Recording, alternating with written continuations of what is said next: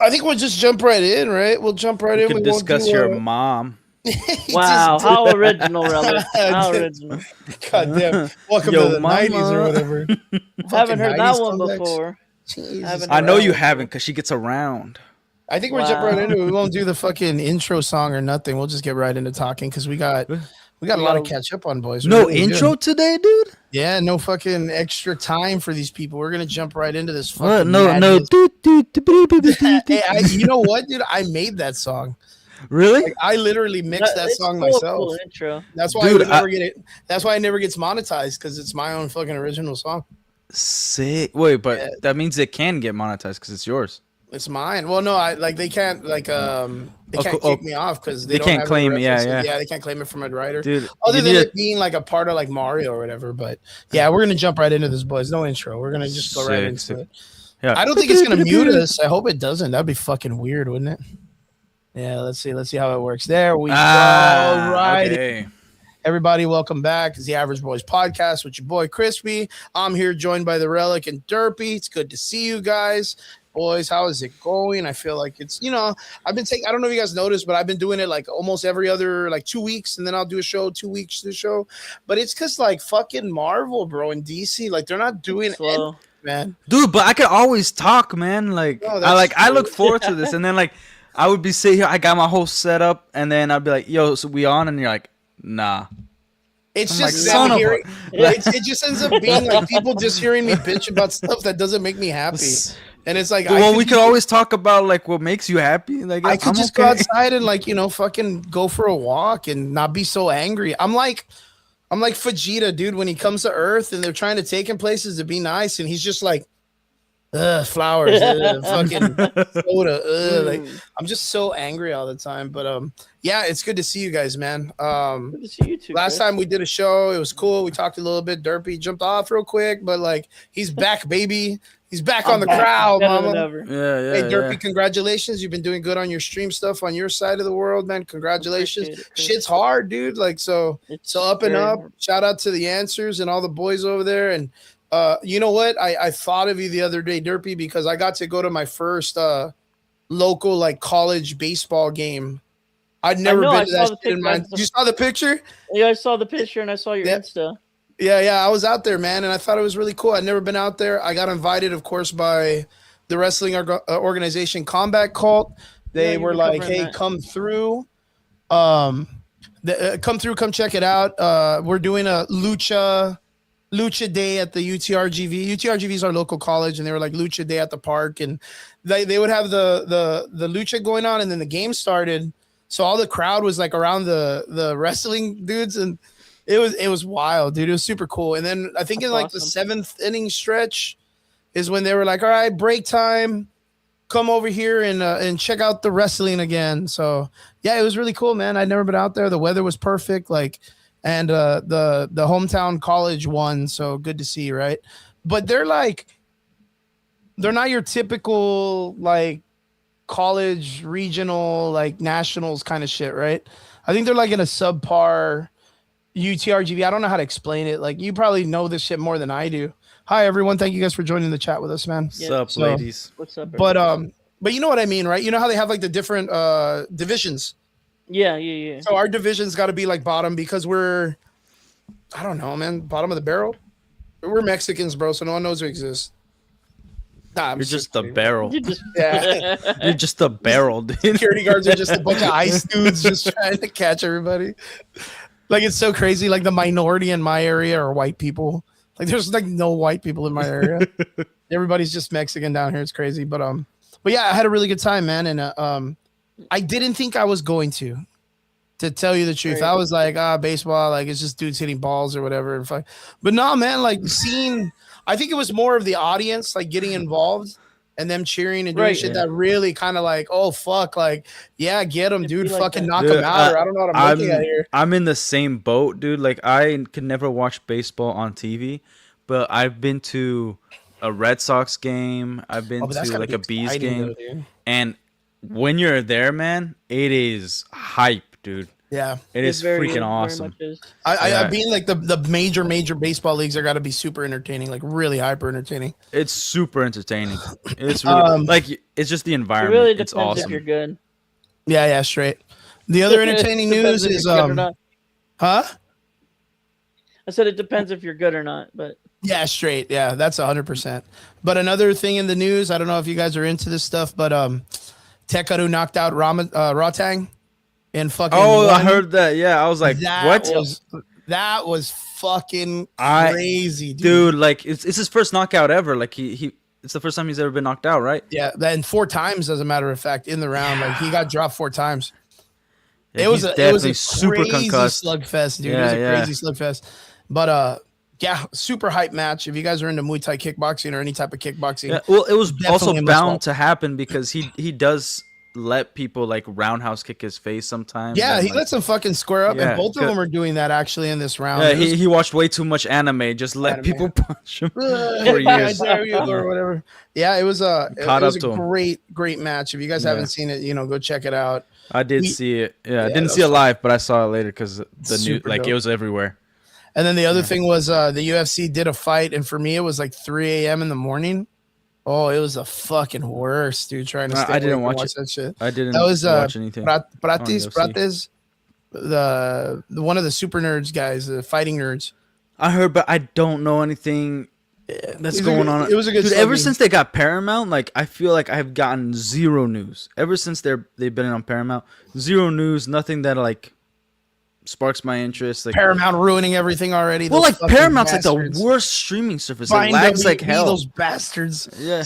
It's- No, Nah, it's dude. just it's like with all that money, why couldn't you invest in like getting a few extra servers on your streaming service so it doesn't lag anymore? Oh, that's a good point. That's a good Like- fucking point. I go to Amazon Prime to see if there's anything on Paramount so I can watch it on Amazon. I just fire stick everything, dude. I am not gonna pay for any of this stuff, dude. Oh, I you don't. jailbreak. I get everybody else's account. My mom, my brother, Yeah, my sisters, like they stream, all got give it account. to me, Yeah. baby. I am not paying. Sell the for high any of this seas. stuff. That's crazy. Yeah. Other than that, I think WrestleMania happened. We didn't really talk about that. I don't know if you give a guys are damn into about that stuff. WrestleMania. it was all right. I saw I Show Speed went up, Yeah, Yeah. which I think it was funny. WWE adding Logan and I Show Speed is a smart move for them. Marketing. Like they're gonna reach a lot of people real fast. A lot dude. of young people. Yeah, man. That's all you need. A lot of freaking That's all you need because losers. Marvel can't do that. Yeah, Marvel and Star Wars can't do that. Fucking Oh yeah, just they put, killed him. just put I Show Speed in the fucking movies already. Like have him be in the Avengers. Like goddamn. Actually, so I have a little quick A take theory. on that. No, it's like it's great that I Show Speed and these TikTok dudes are doing all this stuff, but they have a shelf life. Yeah, Some of the first people to get out of it was Logan and Jake Paul. Say what you want about them, I don't like them, but they were able to mature their content because these prank channels or these high energy, like crazy weird channels like I Show Speed and all that, like they gravitate to like the teenagers. Yes. People doing stupid stuff, and then teenagers don't want to see older dudes in their 30s doing that. People don't want to see 30-year-olds don't want to see other 30-year-olds pulling stupid pranks and being retarded. So it's like you have a shelf life. You're not going to be able to do this kind of content forever. So all their content will transform at some point. And funny enough, WWE is like helps these guys transform. So I Show Speed. Logan Paul is Logan Paul the one that went to WWE? Logan Paul. Yeah. So it's like if you want to make sure that your career survives after you've been an idiot on the internet for like 10 years, go to the WWE, WWE. and hopefully you have Yeah. some talent, and you could change your content after that. But yeah. I think that's absolutely correct. I think I Show Speed, but he's like so much different than the way the Paul brothers carry themselves, right? Because when he does his international, like he literally gets the communities involved rather than like the Logan Pauls and these guys that used to just go and do like you said, like the pranking shit. Like when Logan Paul went to Japan and he's like buying fish and fucking shoving in his ass and walking around like with the tail sticking out. Or But I Show Speed's not gonna be able to do the whole barking at people thing. Oh, but he still does that yeah. stuff. But like he Yeah. tells people about the meetups, Yeah, so yeah, they expect to kind of like see what he does in those meetups when they see him do it online already, because he establishes those like a template. So Yeah, like yeah. when he went to China, of course, he dealt with like some very like obscure comedy of like that culture when it comes to like being like a person of diversity or whatnot. Yeah. But like Well, he like it's played it also off like like a G, dude. he like I bet he has like a marketing company and like people like a team to make sure that he doesn't fall off, Yeah, because of course. it's kind of like Elvis and Michael Jackson. Like they went through so much that other celebrities can actually not make the Follow. same screw ups, Yeah, they can not follow get like the into template. drugs, not get involved with women, all that stuff. Yeah, we saw how So- that went. Yeah. yeah, we saw how that went. What's up, Silva? Right now in my time, it's 8:30, and I believe the boys, you guys are at 9:30, right? 9:30. Yeah. Yeah, you too, Derpy. 9:34. 9:30. 9:34. Yeah. Good stuff. Good stuff. Yo, yo, yo. Good stuff. Good stuff. Did you see my private Yeah. chat? Oh yeah. We're just chilling. Yeah, just For chilling now. out. We're just Yeah. catching up. We haven't really seen each other in like a week. That Yeah. reminds me, Derps. I know you're the man of the hour. Too sweet to be sour, baby. You're the guy that kind of watches most of the conventions and the live streams. Did you get to see that they did? What was it? Twitch anniversary, Twitch, right? No. I'm just saying it's my Twitch anniversary this week. Oh, okay. What do Yeah. you mean? Tell me about it, bro. How long have you been on Twitch? Even though goddammit? Relic prefers kick, but It's They're okay. both for degenerates either way. Yeah, that's it's fair okay. enough. That's fair Yeah, enough. that's fair Relic. enough. I was gonna say Twitch is so hard, bro. But like, so how long have you been doing Twitch? Has it been 1 year? Or is it more than that? It's been 6 years actually now. Damn, dude, that's fucking May hardcore. 6th in 3 days. It'll be. 6 And what years. are you pulling on Twitch when you get to go up there? Oh, I mean, It sometimes varies. it's just mostly gaming. Sometimes it's my Good Steelers stuff. podcast, but it's mostly gaming. Excellent Uh, stuff. Excellent yeah. stuff, dude. But I was just Oh, gonna what have an anniversary stream that on Wednesday, so I just wanted to. Silva, what part of Mexico are you from? That's cool, like man. that a That's little super bit. cool. I want to know. We're like super close to Mexico. I live in the Rio Grande Valley, dude. So it's good to know. Little familia aquí, neighbors. Hey, so Derp, what are you playing right now as a gamer? Derpy Gaming Entertainment. Well, right now I'm currently playing Black Flag. Oh, okay, Assassin's Creed. Yeah, the Wait, what'd you old call me? version. Don't. You I'm troll. good joke. Hold up. Good joke. Good joke. I got. Are you No. gonna do like the full thing or no? Laters. What's up? Nice to see you guys. What are you Yeah, playing the full game through? yeah. Like the playthrough? Yeah. Taco 'Cause, Moocher, there's- that's his name. Sick. Taco There's a Moocher. remaster or remake coming out, so I'm gonna play it. I've actually Dope. never played it before, so So you're doing your run through right now? yeah. So as a gamer, let me ask you this, because it's like, it's different from doing like, commentary or podcasting. What's your typical template schedule for your gaming processing and all that stuff for uploads? Like, what do you do? You mean for YouTube or just to Twitch in general? Whichever, because like the way I mean is like sometimes, like, let's say you look at Game Grumps, right? Game Grumps is like a super like long going, super popular like gaming site, right? What they would do, or Oni plays, is they'll play a game. Let's say we're playing Sonic Adventures, right? Sonic Adventures Right. 3. We're gonna do a gameplay and we're gonna release 10 minutes, but we're gonna literally play 2.5 hours or 3 Parts. hours of us Yeah, playing it, parts and then cut it into sections. But what they'll Right. do is they'll do like 4 or 5 games that way, and then 1 week release Sonic, the next week release Kirby, the next week do Smash Brothers, the next week do you have it kind of like that, or do you do like the playthrough and I then you just do the stop playthrough. and then you just jump on and do the playthrough again? Yeah, I just do that. The playthrough. Good shit. and then- Good shit. Good Yeah. stuff. Good stuff. And how long do your fucking playthroughs go through, man? How long are you out there? I used to do like at least 5 hours. Fuck, Damn. dude. Jesus I Christ, used man. to do it, maybe even more, but now I don't. Now that you're an older even, man. now I can't even make it past an hour, really. Now that I'm an older man, I got a nap between Right. this shit, dude. Right. It's But I'm fucking gonna hard. try to get back like to actual 2 hour, 3 hour streams. Oh, good shit, on man. Good shit. Twitch.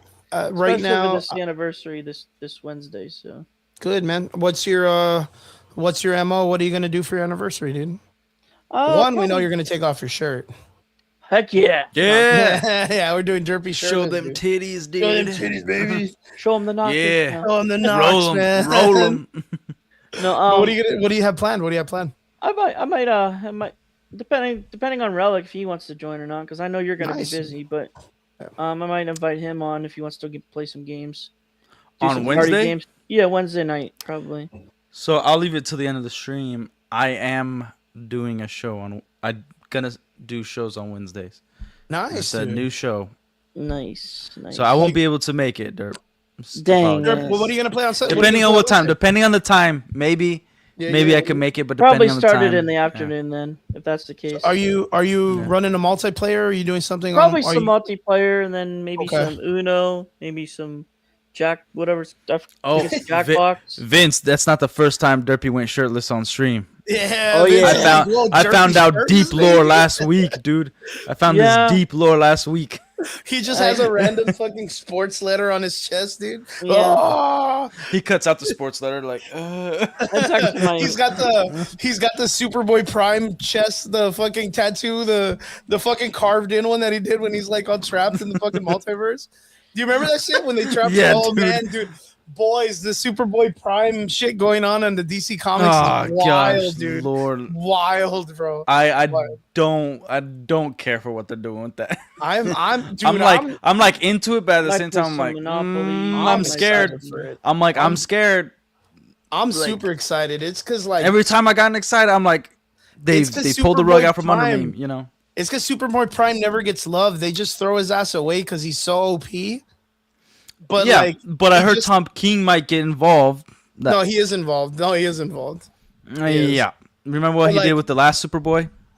No, yeah, but that's the thing. Did you hear what he did? Like, okay, so I don't know if you guys are familiar with what's going on in the Superboy comics. So Superman's missing, right? Mm-hmm. Superman's been removed because of the KO series. So apparently Lex Luthor and Superman won. So Yeah. right now, Superman and Lex Luthor are like the gods of the DC universe together or some shit. I don't really quite get it yet. They haven't really explained it. It's But- kind of like they did a hint of like they traveled through another universe to understand what's going on because Yeah, some shit like like the that. absolute stuff is like some characters might have memories of the universe prior, and then this is like the absolute like ending where it's like they change the characters slightly. And not only that, yeah. I don't know if you saw that Storm in her comic book just transferred over into DC. In the Marvel universe. Oh, you didn't see that shit? Oh, No, you no, guys no, are no. in for it, bro. You're in for Wait, it. hold up. Like she's a DC character now, or like it's just like So- a crossover? So, Derpy, you need to hear this because it's fucking wild, bro. We're about to merge Yeah. all this shit together. So right now in the Marvel Definitely, universe, Storm has become kind of like a pseudo god or an avatar for a god in the overarching new patriarchy of the cosmic landscape, right? It's okay because Storm at least is an interesting character herself because she at least has Yeah, like and she was she's to me like the well-written. first original Omega X-Men character when it came to like putting that Yeah, down yeah, on yeah. paper. She was like the first one. So and Well, the and it actual always stuff- made Black sense. Adam, It yeah, always Johnson made sense. type You know, it shit. wasn't like just a throwaway. Like we'll What's make up, her what's the up? Omega. Sorry, What's up? what's up? So basically, they're pulling some Black Adam, Dwayne Johnson type shit. No, because you have to remember that Storm is like she's a mutant, and Black Yeah. Adam was like No, I'm just savior promoting character, right? What the saying? No, I get you. basically. Like the same thing, but she's not. No, she's not- but what Dwayne Johnson said, but like DC, the whole, what the whole DC is gonna change or something. I Oh forget yeah, how- the whole you remember landscape. really- Right? Yeah, the whole landscape's Yeah. gonna change it all up. Anarchy, whatever. I get Yeah. you. I get you. So Storm ended up being endowed with like cosmic powers and becoming like a storm goddess, right? Cool. All Yeah. right. I'll see where it goes. I mean, I've seen worse. They did it with Ulysses, the fucking inhuman that could kind of see the future. Remember the cosmic gods winning? Like, so if they could take him, Storm can she can get it. Well, too, they also like made like a MacGuffin, like the time chair in the DC comics. The time chair. Well, was it the time chair? Or was what was that? It was guy's like name? the all-seeing something like. I remember that. That was from the DC Power, when they were making all of them gods. But Batman sits on it, right? Yeah. That Batman sits and then on he gets like 3 different identities for the Joker, and he set up all that weird shit, dude. Yeah. But so they and then did nothing with it. Yeah. So they end up taking Storm to like this higher echelon of like the cosmic universe, and this astronaut out of nowhere kind of like grabs her and takes her. And literally like takes her to the source wall, the opposite side of the source wall.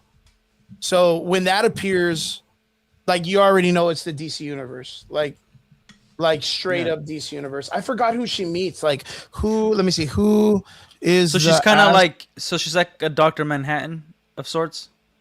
Not really. She's still Storm, but she's just like imbued with like Galactic's power or whatever. Galactic's like like cosmic, Galactus, or that dude, astronaut in Storms. So is she able to create life? Like what's? See. Yeah, no, she can't create life, dude.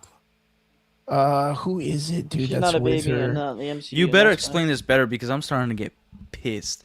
Like, why don't you just make a new character? You what I said? I said basically she's not a baby in the MCU. She can't create life or save life. Mm-hmm.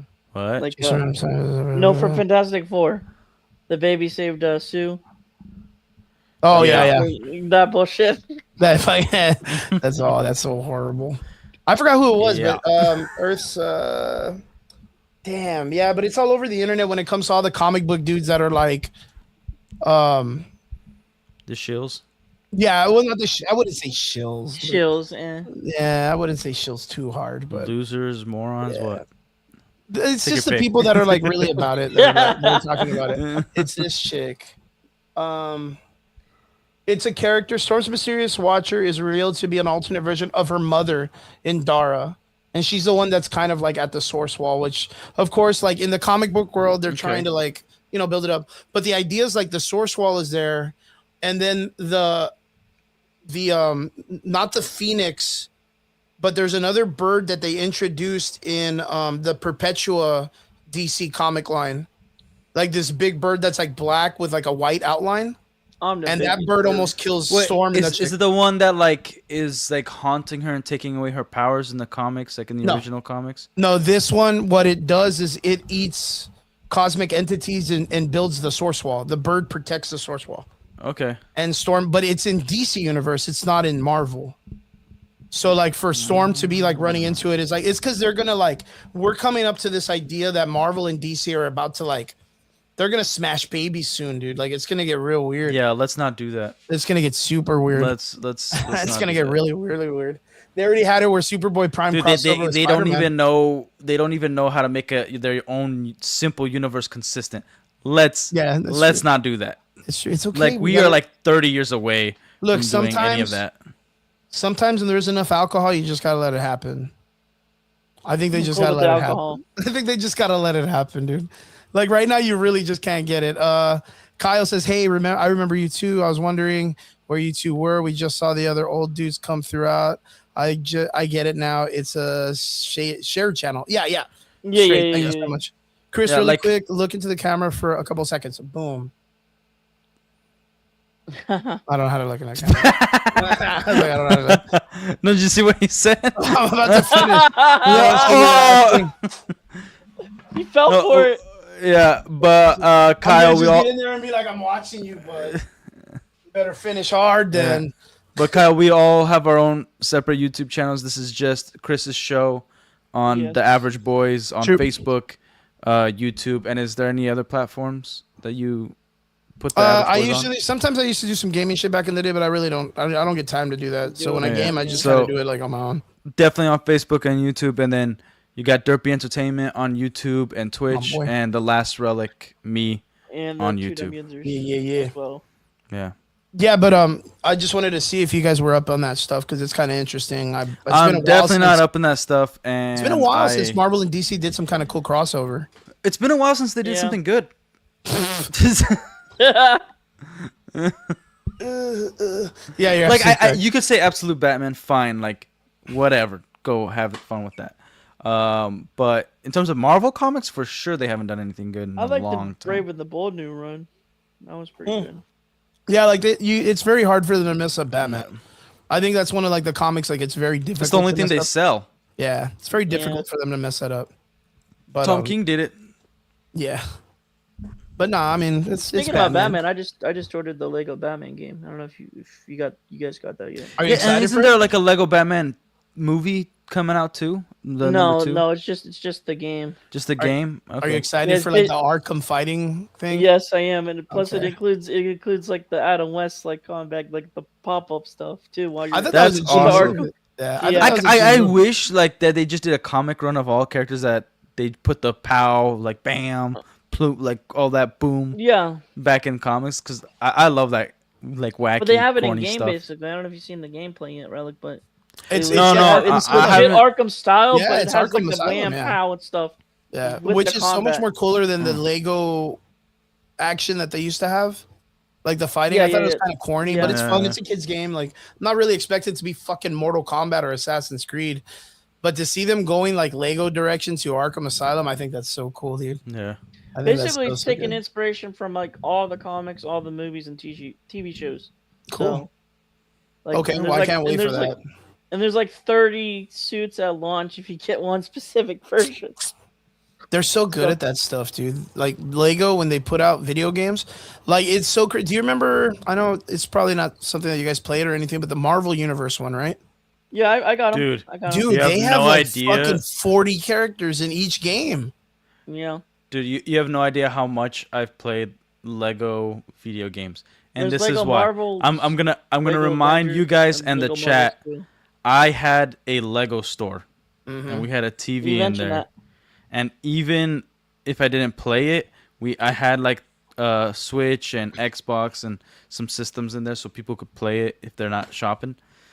And man, like because it pissed me off where like we never got like a Venom big fig like they did in the games. Oh, in the Yeah. game, Like it's a little bit there's bulky, no right? official Lego like actual Lego big fig of Venom and stuff like that. So like we'd always reference the video games and complain about how like they do such a good job at the video games, but then when they launch the product, we don't get anything It's that the we small got. ones. Yeah. Like there is big figs, but it pissed me off. It really pissed me off. It's so crazy how in the Marvel video games Thanks, Kyle. they put in so many like different characters that they never touch in any other Marvel games. It's because And they also go sold through them they go through Hyperion. the comics. Yeah. Like because they don't give much stock to the Lego video game side of things. Because here's why: Nintendo gets super pissed every time Lego releases a video game. It takes away from their sales because Nintendo is all catered to kids. And I know this because we had a contract with Nintendo and with Lego, and you get to hear a lot about this bullcrap. Funny But story Nintendo about Lego. hates Lego. Nintendo absolutely hates Lego, even though they have They're the properties competition with them baby. now. Funny Yeah. story about Lego. Yes. You know Legoland Relic? Yeah. My I hope of I know course, Legoland. Yeah, Yeah. no, my uncle's actually an engineer, and he's actually doing a new. He's like basically helping design a new ride for Legoland Oh, right now. sick! shit, That's dude. awesome, man. Yeah, so Holy crap, that's fucking cool, dude. yeah, I was telling my father actually asking if he actually had any ideas yet, because I don't know, like they have to blueprint it out and everything. I was wondering if he had any like if he had the idea already, or if I could mention an idea. Dude, you should interview him on your channel, dude. That would be a big hit. Here I got. Let me. That'd I'm be gonna. awesome. I could. It's actually my aunt's aunt's husband. So, uncle. I'm gonna share this real uncle. quick. So He lives in Yeah. actually in your state. Florida. That's why I'm going. Yeah, that's why I'm going to Florida in November. That's, Sick. so his this daughter's is Flip boom. That's my. Well, this one is my the Average Boys podcast. Kyle. thanks, Kyle. Thank you, Sir Kyle. Amazing. Thank you so much, Good. man. And then this is my Instagram, the average boys, crispy the average boys. And Look at that creepy dude in the picture with the kids. Look at that creepy dude in the picture with the His kids. fucking kids. Fucking guys drive me nuts, dude. His fucking kids. Here's the baseball game. He's just pulling a James Gunn. He's just pulling a James Yeah, Gunn. yeah. I'm gonna say bad jokes about these kids. That's so No, hard he's to work. pulling I'm gonna a say bad president. jokes about the kids. And then this is, of course, my Facebook. So if you guys wanna, Wait, what thanks. was your YouTube channel? Flip Boom. Oh, that's my okay. So that's my like personal. So I'll go to that one real quick. Let's go back. Here it is. Yeah. So I do some of like my drone flying. I mean, I could probably have him on. It just depends because he's You busy should have right him now. on, dude. He's probably busy at the moment, but like I could see. It just depends. Yeah, Hey, man. that's so dope. So yeah, that's my stuff. So sorry, guys. Sorry, good. boys. But Yeah, you need to advertise. You need it. You need it. you know what's crazy is we've had the opportunity to have some really cool fellows on the show. We had Yeah. I had so Stranger Things did the really crazy episode with Eric Munson playing the fucking Metallica song Yeah. on the thing. We Yeah. had the cinematographer on the show. The I remember that you told literally me did that. all the. What's up? Oh, You awesome. told me that a while back. Yeah, You yeah. had And the on- reason why is because he's from the town that I teach MMA Right. in. Right. So he's a good friend of some of our friends, and yeah, we just brought him on, and it was so cool. And he was doing the new Texas Chainsaw, which I mean, it wasn't a great movie, but Right. he had to pick up from what another production studio had made, so they had to just go with what they already had. So he was just working Yeah. with whatever they gave him. But so cool to be able to kind of talk to people that do that kind of shit. So cool. All right, Derps. So what do you want to talk about, my man? So there was a whole thing you were supposed to cover, which is Cinecon. It's Yeah. already kind of lost its momentum. But at the Cinecon, they still had a bunch of cool trailers. Had some Yes, they stuff that did. happened. Let's talk about it, bro. Let's talk about it. What do you want to cover first? You want to cover We DC covered- news, or do you want to do Marvel first? Was there even any Look- DC news at Cinema? There Yeah, was- they had was they a had little bit. Clayface, the Batman 2, Supergirl. Yeah, I mean they covered some stuff which was interesting. I mean, nonetheless, like my could do, biggest thing with DC is that they just don't advertise enough Yeah. early. We could do Marvel Right. first because You wanna do Marvel? Okay. Yeah, Marvel you guys news, can do baby.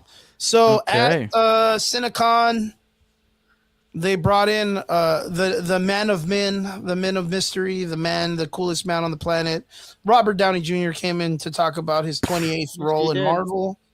He'll be playing Doom, Magneto, He'll be playing Scarlet a Witch. Doom. and he'll be the new Black Widow also.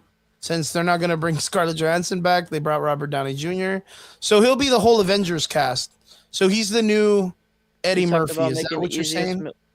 Easiest $1 million movie ever. I think he I makes- think Robert Downey Jr. is the new Eddie Murphy. Like you don't need to cast any other actors. He could just put wigs and prosthetics and be all of them at once. So, That's gonna be a really crappy Eddie Murphy. It's gonna be a bad fucking. It'll be more entertaining than fucking Phase 8 and Phase 5 and 6 and 4 and yeah, man, all that stuff. But oh, dude, yeah, Blue Marvel, bro. So we'll talk about that a little bit later. I'm excited for that. That's wild to me. But yeah. So Robert Downey Jr. and Chris Spider-Man Evans, should've- right, came out Yeah, Chris Evans. Yeah. Yeah. with the Russo Which brothers. apparently he's not gonna be in his uniform. in, Yeah, I figured Doomsday. like he's gonna have a lot of he's gonna play stipulations. Steve Rogers because he did have 2 movies left in his contract, so he will appear again after Doomsday in some Probably Secret capacity. Wars. Probably yeah, he has to be in Yeah. Secret Wars. Yeah. So tell me, boys, what do you think? So they came out, and of course they advertised, whatever the fuck the Marvel thinks that's gonna work. Mhm. And there's some I stuff want- that came out, right? What do you think, I'm gonna Derps? tell you this. I'm just gonna say this. That whole panel was a waste of time because they didn't show the freaking trailer to the public. Dude, you know what? That's been the biggest pet peeve of mine for a long time because they used to do that shit with Hall H. It's not new that they No. show only something specifically, but like for them to show it there, They had like to- what about people like that live in like Europe or whatever that right? they never in their fucking mind of minds will get the opportunity to want to spend $3,000 on coming to the United States in an airplane to stand 28 hours in a fucking in a line just to see Danny Trejo or Giancarlo Despacito or whatever. Like, Yeah. you know what I mean? Like, they're not gonna do that shit. Like, no one's going to fucking San Diego, especially that time.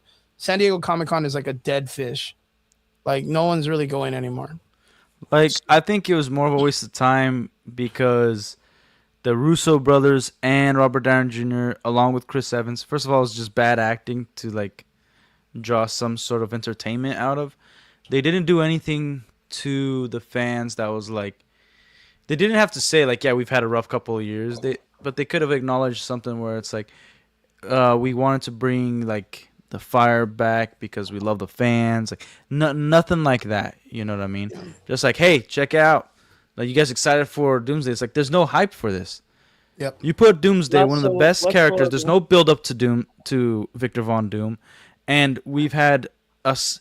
Regardless if you like Phase 4 and 5, it's sloppy. There's no direction. There's no build. It's the first Avengers movie that we're getting that there's no build up to an Avengers movie. Yeah. Like, You know what's so crazy? Yeah. What's up? What's Derp? up? It's literally been 7 years since we got one. Since we got what? An Avengers. Avengers movie. Yeah, I mean Thunderbolts, right? Thunderbolts is not Yeah. an Avengers movie. Has it been? Thunderbolts Has it been is not 7 an- years? It's been Yeah, 7 since Endgame. years. Endgame came out 2019. Damn, you Yeah. know what? And we're never gonna get the Avengers back again because we're not getting the characters.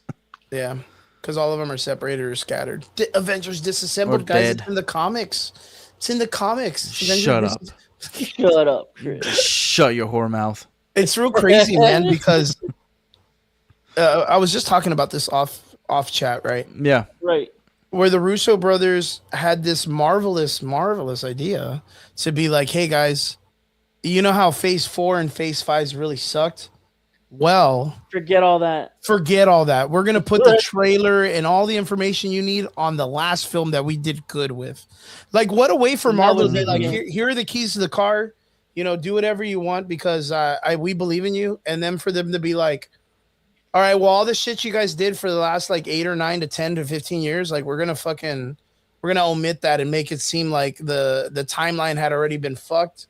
You know, Steve Rogers going back in time to bang his grandma or whatever and have his own have the birth of his own girlfriend later or whatever the fuck it's supposed to be. Like that's where Loki pops in and goes, hey Cap, like you really messed this up with your fucking hillbilly actions. Like I gotta move you around because the TVA really wants to kill you. And then Dr. Dooms comes in and just like, yo, incest is bad, and then he wants to just kill these guys. You know what I mean? Like if they do something like that, maybe. Yeah, who's the real hero in Doomsday? Yeah, dude, like, it doesn't make any fucking sense. That's what I think they're gonna do. I think they're gonna make it seem that like when Captain America went back and fucked all the timeline up, that's what made all these movies shitty. Yep. Like that's what I think, and that's such a cop out, bro. Like, Well, like it's they just so being like, the first time they're doing this is the TVA. yeah, The TVA is like their retcon of everything. Oh, and then Kang. They're like everything bad that happens, even if it doesn't make sense, is because Kang didn't want it to make sense. Well, So that's why Jonathan Majors you can't talk about beat that continuity to girl us or whatever because of the timeline. Yeah, dude, but In you know, real like life. maybe, you know, yeah, the Real life, timeline that King yeah, wanted that. Marvel, yeah, Yeah. fucking Captain America going back and banging Petty got Jonathan Majors to beat his ex-girlfriend in real life. Yeah, King was like, incest. Yeah, Get him, Cap, get him. get him, and he watched that, you know. Can you imagine if they do a flashback where it's like him goes back to Peggy, and then like it And then goes to King's the just scene- jacking off in a corner. Yeah, dude. Watching a video of Civil War of him kissing the fucking niece, and that's his real daughter because they needed a fucking. And then Bucky and No, like no, dude. mhm. Like, And oh, dude, I can't, bro. Marvel is just fucking gone by now, dude. I don't even know what they're gonna do to save this, dude. Well, like I really don't. that's why I always say like Endgame was a terrible movie. Is because it's because of the logic. All the logic that doesn't exist in that movie. You can Right. enjoy it. You could call it an accomplishment. It was. It's awesome. It was Yeah, fun. But it's a stupid movie. It's really, really dumb. It's not good. Like when you break it down, when you just turn your brain on for a quick second, it's stupid. It's a dumb movie. No, like I remember I was talking to a friend of mine and be like, why does Thanos at the end of the movie sit there waiting for the three Avengers to show up so he can fight them, just because he knows that in the multiverse, a version of himself snapped everybody of existence and then failed. And then he's sitting there like, you couldn't just be happy with me or whatever. Like it's super weird how he had like the composure and the idea that the ending timeline of him being like eradicated from the universe by getting his head cut off was that is still his future. Like that he was like, now I'm gonna just, and he could have changed it. Yeah, he could have changed it too. Just been like, wow, like, that's because remember they have Thanos. Yeah, he has the time stone, and he's like, he could look up the possibilities just like Doctor Strange did. Yep. He's like, what are the possibilities of my life? What can I do? Yeah, and that's 100%. And he had a ton of time, like, oh, maybe you could influence the world this way. You could do this. You could do that. Like, we all know what happened before he get the Power Stone, he could have stopped time right there. Like, I think Infinity War, there's problems in the movie Infinity War. There's a lot of like they could have brought in Dormammu when he was messing with time. Like he could have stopped right before getting the Power Stone, stop time as he's pulling the Power Stone from Vision's head, go meet up with Dormammu, partner up, do whatever. They could have introduced other characters, like Goddess of Death, all that stuff, and then we could have had like an actual 5-year gap where there's actual problems throughout the universe, not just Earth. And incursions. You could have done so much with it. Yeah. Like I've always said, like around 2024, 2025 is when we should have got Endgame. Oh yeah. We should have had like 5 years of build up. Derp, what are you gonna say? I was just gonna say the reason why Thanos was all mopey in Endgame is because they had to make all the female woman characters all empowered at that moment. And that is true. Thanos look weak because he's a dude. Because Kevin Feige announced right before that like pretty much the MCU is happening, that like 50% needs to be women, like, and then it came out that the Russo brothers had to ring him back in for Endgame because he wanted to kill off the entire Avengers cast. Like Captain America, Hulk, everybody. Well, again, like the reason like, why that's much. The reason why the live action version of Thanos is such a failure in the idea of what he is because he's a misunderstood villain. Well, the Thanos any Thanos would have looked at the Thanos that failed and been like, well, he's a bitch. I'm the real Thanos. Because like that's why they have the comic book of Thanos Endgame or whatever, and they have King Thanos, which they're gonna eventually bring into the movies. It's because like in the very end, he destroys. Well, we saw that in Guardians of the Galaxy, dude. We saw him on his throne. We saw him like he acts differently from there. It's because he didn't do Infinity War. Theory. Well, no. King Thanos is the one that I showed you, like the picture of. No. I know that, but like they implied that in Avengers, Guardians of the Galaxy movies. And then you got Infinity War, and you're like just the simple, like, turn on your brain for that movie too. Like simply like, hey, if you can delete half the resources, can you just double up the resources? If this is your whole motivation, that's why the Goddess of Death motivation makes way more sense. It's like, I want to impress the Goddess of Death. I want to impress my girl. Half the universe, and then because man always does a better job than a woman. Yeah. She gets pissed and then like condemns him and curses him for eternity. Yep. Where he can't actually be with her. Yeah. Like, I mean, there's a lot of things. There's a lot of things that Marvel has kind of gotten wrong in the last 20 years, I guess. But having it be because they had after so Civil War, there's been issues, massive implications. Well, they've had Civil War is overrated still. They've had a lot of room to fix or get this thing ready. And again, you have like the She-Hulk situation where they use the entire season to make fun of the fans and talk shit. They did the same thing. They did the same thing with the Marvels. Ironheart. They did it with Ironheart, Marvels. Well, think of the Marvels. The Marvels, they could have set up something. But what they wanted to do was like, we need more females. Let's bring in Loki, Tom Hiddleston's real wife. Let's make her better than Ronan the accuser as a villain, which there is no female accusers like that, if I'm not mistaken. And and then let's make a singing planet because fucking Thanos or Kang or Doctor Doom isn't important.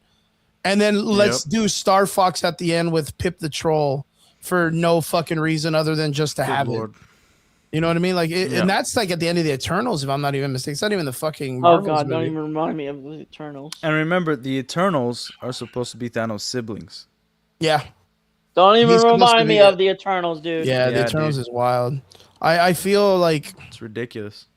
I understand the hype of people getting excited for the Marvel movie just because it's Marvel doing something big again. Well, first of all, there is no hype. It's more interest of what they're gonna do. No, because it's not hype. It's like okay, like they bring Robert Downey Jr. back. The movie's gonna make money. It's definitely gonna make money. Yeah, it's gonna make money. But like here's the purpose of this movie. It isn't to make money. Money's gonna come, but their purpose is to get people hyped about Marvel again. Get people talking about Marvel again. That's their purpose. They're doing a decent job with it when it actually starts making money. Because again, if they need to bring back the same amount of fans for Avengers Endgame, like I've mentioned the numbers multiple times. They didn't make almost $5 billion for this movie just to have the same audience watch this movie that watched Endgame when it was in theaters. I think maybe they might hit the 1 billion club just based on popularity and the idea of them bringing in 70 to 80 actors at once. This movie's budget is almost $1 billion. I think it's $1 billion. $780 million. So that they have to make like at least $1.7 billion. Yeah, that's at the very least. Yeah, it's $780 million, dude. Dude, $100 million is just Robert Downey Jr.'s paycheck. 80 million is the Russo brothers. 180 million. This is already a movie, a budget of like really good movies. That's just like 3 people's freaking paycheck. That's part of the budget. Yo, it's a really expensive movie. Watch it happen to where Robert Downey Jr.'s Doom comes out and then he gets killed off because he's not even the real Doom character. Like they're keeping it. I think they're gonna make him the Tony Stark, and they're gonna kill his ass. His villain character is Doom, and they're not gonna do any magic, and they're just gonna make him do the like technology bullcrap. It's like a Tony Stark from a different universe. No, he needs magic. You can't have Doom without magic. You can't. That's like his whole MO, dude. Like, by the way, hold up, Vince. If you ever say that again, I'll kill you. What if She-Hulk defeats Doctor Doom and saves the world? Don't give him any ideas, man. How dare you? What's really crazy is I'll say this, like, and this is for anybody that's watching also. There's a small challenge. When you hear people say that they're excited for Doom in the Marvel universe through this movie, ask them why. And if they're excited for Robert Downey Jr. No, and if they say, "Oh, it's because Doom's super OG and he's like a badass and he does this," and be like, "Okay, what part? Like, what part of the comics does he do that? What part do you know that Doom does that? Like, what is it that you know that makes Doom OP?" And 80% of them are gonna be like, I don't know, dude. Like, he's just done a bunch of stuff. They're gonna make excuses. There's no accountability to it. Well, because Robert Downey Jr. pissed off the fans. You remember that when he posted on Instagram? He's like, he's like reading a comic, and he's like just doing my homework for the new movie, and it shows Doom on the cover. And anybody who's ever read that comic knows that Doom is only on the cover. He's not even in that comic. But it's crazy because like again, I've talked about this. It's even on my fucking logo for the show. There's so many people that are like posers about this stuff. Yeah. And it goes across the board because it's the same thing. Like we just saw it a couple of weeks ago with, what is it? Daredevil talking about Muse, right? And then now everybody being that everyone's excited to see Jean Grey and Spider-Man, and now they're talking about the Punisher is going to get the war machine Iron Man suit, and he's going to run around in Spider. And it's like, bro, like you just need to chill. Like it's if you don't know comic books and you don't know what makes these characters, like even on factor of you knowing the characters, you're ostracized for knowing the comic books because then the movies say like, oh, well, we lightly cover the comic books. This is a whole new thing. Like, you know what I mean? Like they can't even use that excuse because of like their gender swaps, their race swaps. Because if they say like, oh, we're trying to keep it consistent with the comics, I'm like, well, you did all these things that wasn't consistent. Yeah. Like the And story, that you were took two different failures also in the stories. comics. Yeah, you took two different stories and put them in one story that don't make sense from different eras. And so, are you either like being more creative? Like you got to pick an There's argument. Like, oh yeah, we Yeah. kind of deviated from the comics. I'm like, fine, I'll give you respect on that. Oh, we swapped, gender swapped, race swapped. We put two storylines together, whatever. But if you come out and tell me like we did this because we wanted to take a different creative route than the comics, fine, I'll give you that. I'll be like, all right, well, like I have this comic knowledge and I know it's not going to be super useful in this movie. Fine, let's see what they can do with it. I'm still gonna be pissed off because it's like, why are you doing it in the first place? Yeah. You know, but like, let's see what you can come out with it. And Doom is supposed to be a character you build up. Yeah. You gotta have like two Avengers movies in between. He's bigger than Thanos. Thanos isn't even yes, top he 10. is. Yeah. I agree. You know, I agree. He's not even top 10. like and Doom. I'm like, There there's are a far comic more- argument of who's the best Marvel villain, but you gotta admit that Doom is the most popular That's out of the that's Marvel fine. villains, True. other I than the agree. U.S. government. Yeah. It's US government. Dude, Shield- the U.S. Shield government is the itself. biggest villain in DC and Marvel. In real You life. ain't wrong, man. You ain't wrong. And it's crazy because, like, so this same thought pattern, Yeah. it kind of goes with, I don't know if you guys saw recently, they released a new Resident Evil trailer, right? It looks alright. I didn't And- see the trailer. I just saw what the director said. That's like, we don't want to Dude, and take that it is from the games. So I was like, yeah, what? so Why are the you guy doing who's this making then? it, the guy Yeah. who's making it is the director who made Weapons and Barbarian. So Barbarian, Yeah. okay, Weapons, but Yeah. like the cinematography and him, the Looks lead up pretty to good. the lead up to the shitty ending was good. Like all the shots, all the thrilling sense, the That's what keeping you you need like for kind of Resident like anxiety driven in the film. Yeah, you need it's that for there. a Resident Evil movie. Yeah. But like that's like- Resident Evil, the reason why he's doing this is because the guy was like, look, all the characters you kind of know, I want to kind of make it about a dude that's in the Raccoon City incident and he's just trying to survive. And he's just running into all like the I guess it's like they're using the major clip points of like the video game that he's gonna run into that factor into the Resident Evil game originally, right? So he'll be like walking down in a forest and then he sees like the fucking dogs, or he'll be in the sewers and he sees the large crocodile, or he sees the explosion in the distance and that's the 18-wheeler that crashes into the gas station stuff, right? Like I kind of feel like they're going that way, and that would I'm be okay if Yeah, he it didn't doesn't say seem the that things he bad. said though. Right. Because he's just like, I don't want anything to do with the games, and it's just gonna be in the same time. I'm like, well, then why the freak are you doing this? Like, Why call it so you're gonna Resident Evil? redesign? Yeah, like, why call it Resident Evil? It's like kind of like if you were like the Fallout show is atrocious, but they were kind of trying to tie it in, like different characters, a vault that nobody's really knows about before, and then this little journey, but then they screw it up. But that was their premise, like was their idea beforehand. And that's fine. Like if it's like, oh, this ties into the games, this ties into the world that you guys love, it's just a different perspective in a different part of the world, because the world is a big place.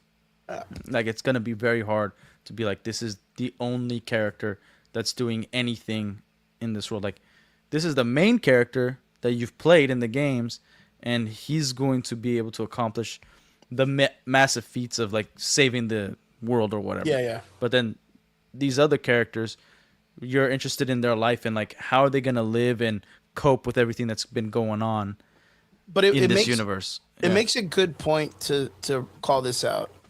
And I think this is very interesting when it comes to the story writing aspect and the creative and Yeah. live action from video games, is like, how are you supposed to turn a story coherently based on a video game that deals with your experiences on how you experience the game? Because where you went left, I went right, and Derpy went straight in the video game, right? So like, let's say we're supposed to get to, I don't know, like Derpy's playing Black Flag right now, right? Right. And let's say there's a mission that you have to get from one side of the city to the other steal something or save something. And me, I went to one district on the left. You went another district to the right, and Derpy ran right for the middle, and we did like a bunch of side quests and stuff. The all experiences are then all different on how we got to that part. So the story changes, and this is brought up to me because there's a lot of turmoil in the Metal Gear story, the Metal Gear movie right now. So like, I'm a huge Metal Gear fan, right? Okay, Derp, what were you gonna say? Go for it. Go ahead, Derp. I was just saying you must be drinking some high quality H2O right now. Yes, sir. All the time, baby. All the time. I'm a big Metal Gear fan, and it scares me to think that someone has to write that story and make it make sense. Because Metal Gear is fucking wild, bro. I get that, but then again, it's the emotional attachment, right? So what the director has to do, which we've seen in the past, like directors succeed at this, is when they get all the emotional feels that people have experienced before and put it in one journey, right? So like, just to use that example, straight, left, right. Okay. When you go right, you have this situation, so you're going to feel this particular way. Yep. You have this situation, so you're going to feel this particular way. And, all 3 different ways of feeling. So to kind of mesh that in one route where, like, you're not going to get the same thing from the video game. Because, again, video games, just like books, it's palatable. It takes a long time to digest. So your imagination is never going to be perfected on screen. Right? Well, I mean, but the other thing too is the technologies on storytelling are different. Like, let me ask you guys, just on a whim. I don't know if you guys have ever played the game or about it, but like in Metal Gear Solid, the video game, what is one of like the greatest things that you've experienced in the game? The Metal Gear Solid. Metal Gear Solid, if you've ever played it. If not, I'll tell you about. What about you, Derpy? Did you ever get to play Metal Gear? So there's 2 major points that every Metal Gear Solid fan will tell you is the greatest and what makes it the greatest game. One of them is the fight with Psycho Mantis, right? There is a character in the video game that has a gas mask that can float and do like telekinetic shit, but apparently he can read your mind. And in the video game, when you're fighting him, when you're shooting at him or whatever, you cannot hit him. Right? You cannot hit him. The game is made that way. And he even starts to do shit where he's like, he fucks up your monitor and it makes the screen go blue and it makes it look like the game of death, like the blue screen of death on your computer, like to freak you out. But it's just a JPEG in the video game to make you feel like it's a meta situation. But do you know how to beat him? No. You have to take your controller from port 1 and switch it to port 2. And then he cannot read your mind. So in our real world, you have to effectively get your controller and switch it so he cannot read the inputs anymore. And then you can start shooting him and beating him, because that's the idea, is like, since you removed the control and put it into something else, it makes him not be able to read your stuff, right? Yeah. And that, to me, as a kid or as a video game player, I was like, holy fuck, Pac-Man never did this. Holy fuck, Mario never did this. Like, this is a cool mechanic to put in a video game. Even in your old PlayStation, he would read your memory card and be like, oh, it looks like you play a lot of Chrono Trigger. Or, oh, you look like you played a lot of Legend of Zelda, Ocarina of Time. And you're like, whoa, dude, get out of my fucking brain, bro. Like, you know what I mean? You're fucking freaking out. How do you... Okay, and the second variation was, there's a part in the game that says, if you look on the back of the box, you can find the codex to call this person in game. Mind you, the character Metal Gear, he uses a cardboard box. So a lot of the times the player will get in the cardboard box and start to move it around to get the camera to get closer to try to free it. Mind you, what the game is telling you is on the back of the box, he's talking about the video game box itself, that when you buy it from the store, there's an image in the back that shows the person's codex, and you're looking at this box because you buy it and you're super entertained as a kid. You're looking at it and reading it. So, but this comes out like way later in the video game. So to be that meta, it's like an escape room kind of thing. The key is in front of you, and it's like the exploration of understanding. those two parts in the game are so universally loved. How does that transfer to the experience in sitting in a movie theater? It would have to be something like on the popcorn box, or maybe even on your movie ticket, for it to be interactive in a way, for it to be that like a memorable. Because if you take those things out of Metal Gear Solid, it's just a shitty espionage game. Yeah, well, like, again, when it's translated into a movie or show, and again, I'm not saying I have all the answers. You gotta give some freedom, but like in terms of respecting that, because I think it would be a bad idea to make it interactive. Yeah, For a movie like. But it's difficult like, when you start to add that stuff. Well, like you could do psychological cues. You could establish things way before the movie. Like for instance, if like part of that scene is to make the audience think a certain way, and then they say a line that the entire audience was like, "Holy crap!" That's what I was thinking, just right? thinking. That's cool. Yeah, but it also has to make sense in the scene. It can't in the just be, scene, because you're not gonna think that every time. Like on your third, fourth, fifth watch. Yeah, you already got to watch trick it for done, entertainment. Yeah, but if it's something that's like a twist that's always gonna be enjoyable, or something that you get a specific feel that is similar to what you felt when you were a kid, or first enjoying the game or the movie. Like that's like, hopefully they do that, because the only purpose of doing these franchises, like bringing them to life on cinema, was because of how beloved it was before and the fans that like kept it alive, right? Because then just 100%. go make your own thing and something new. Mm-hmm. And unfortunately, like this, Hollywood hasn't been able to do just your new concept of a movie, and it's just your one-off movie. They're only going towards franchises. Yeah.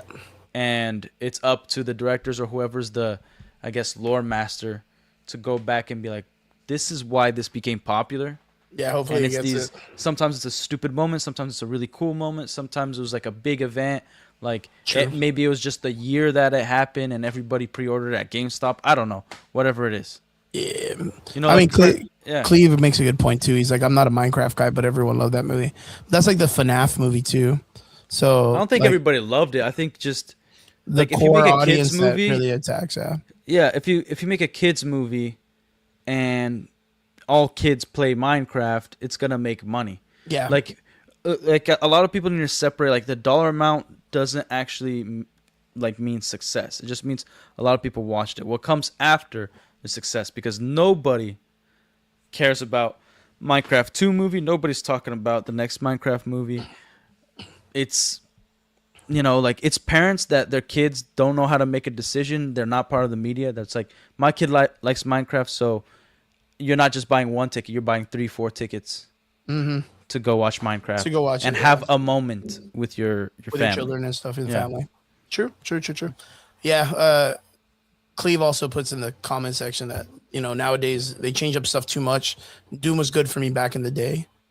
Yeah, it's true. I mean, he's like and that's kind of, I feel like, I hope the Russo brothers bring back to the Marvel universe is that they want to do like a Saturday morning cartoon villain a little bit. Like, it's not too bad, but a little bit of complication. But again, like, it's just that we don't understand, because even me, myself, as a comic book lover, like, I am not familiar with what Doom they're bringing to the silver screen.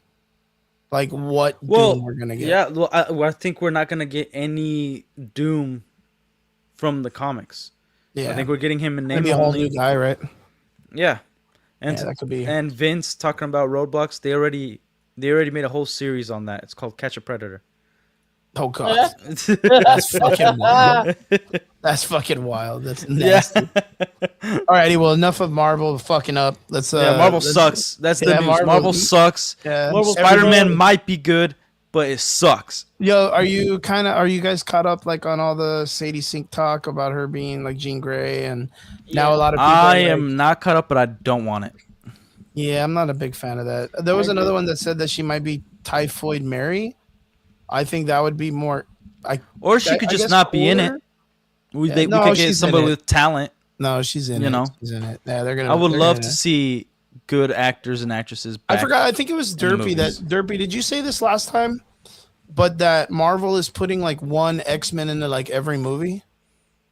Was that you or did someone else say that? I think someone else said that. Yeah, because I was like in my mind, I was like, I really hope not. I am not because again, like they haven't established these characters in any way.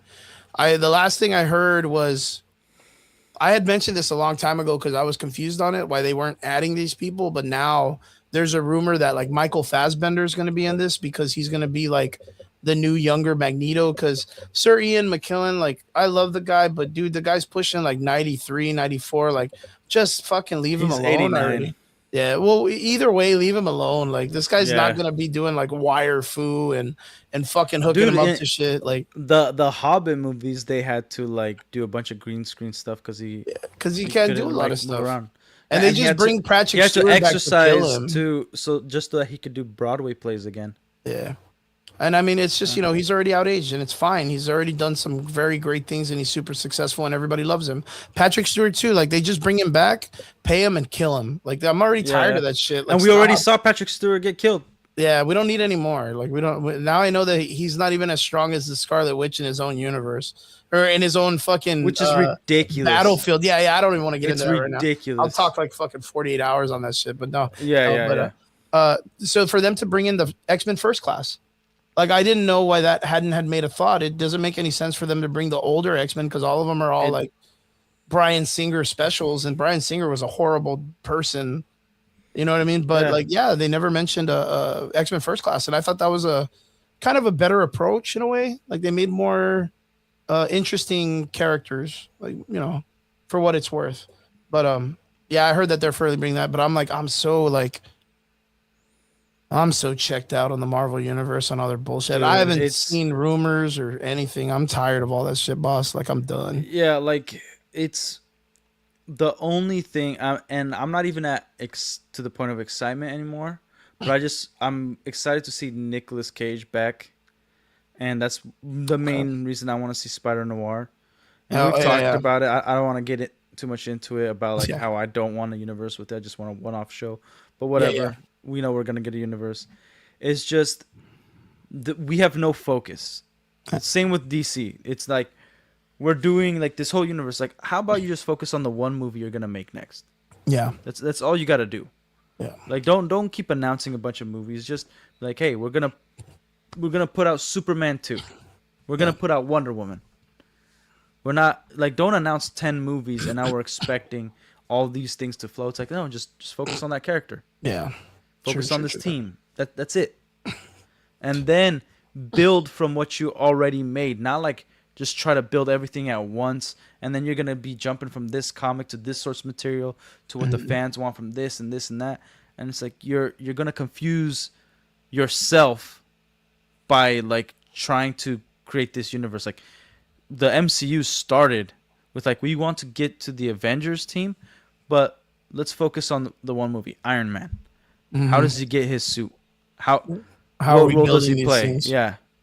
And then from there, like, hey, they built Agents of S.H.I.E.L.D. in there. They didn't already make off a show. They're like, oh, wait, people really like this character after Avengers, and maybe he's back alive. And so now let's make a Agents of S.H.I.E.L.D. show and introduce little characters here and there, even though it was good for like 2 or 3 seasons, but then it just had a huge drop off.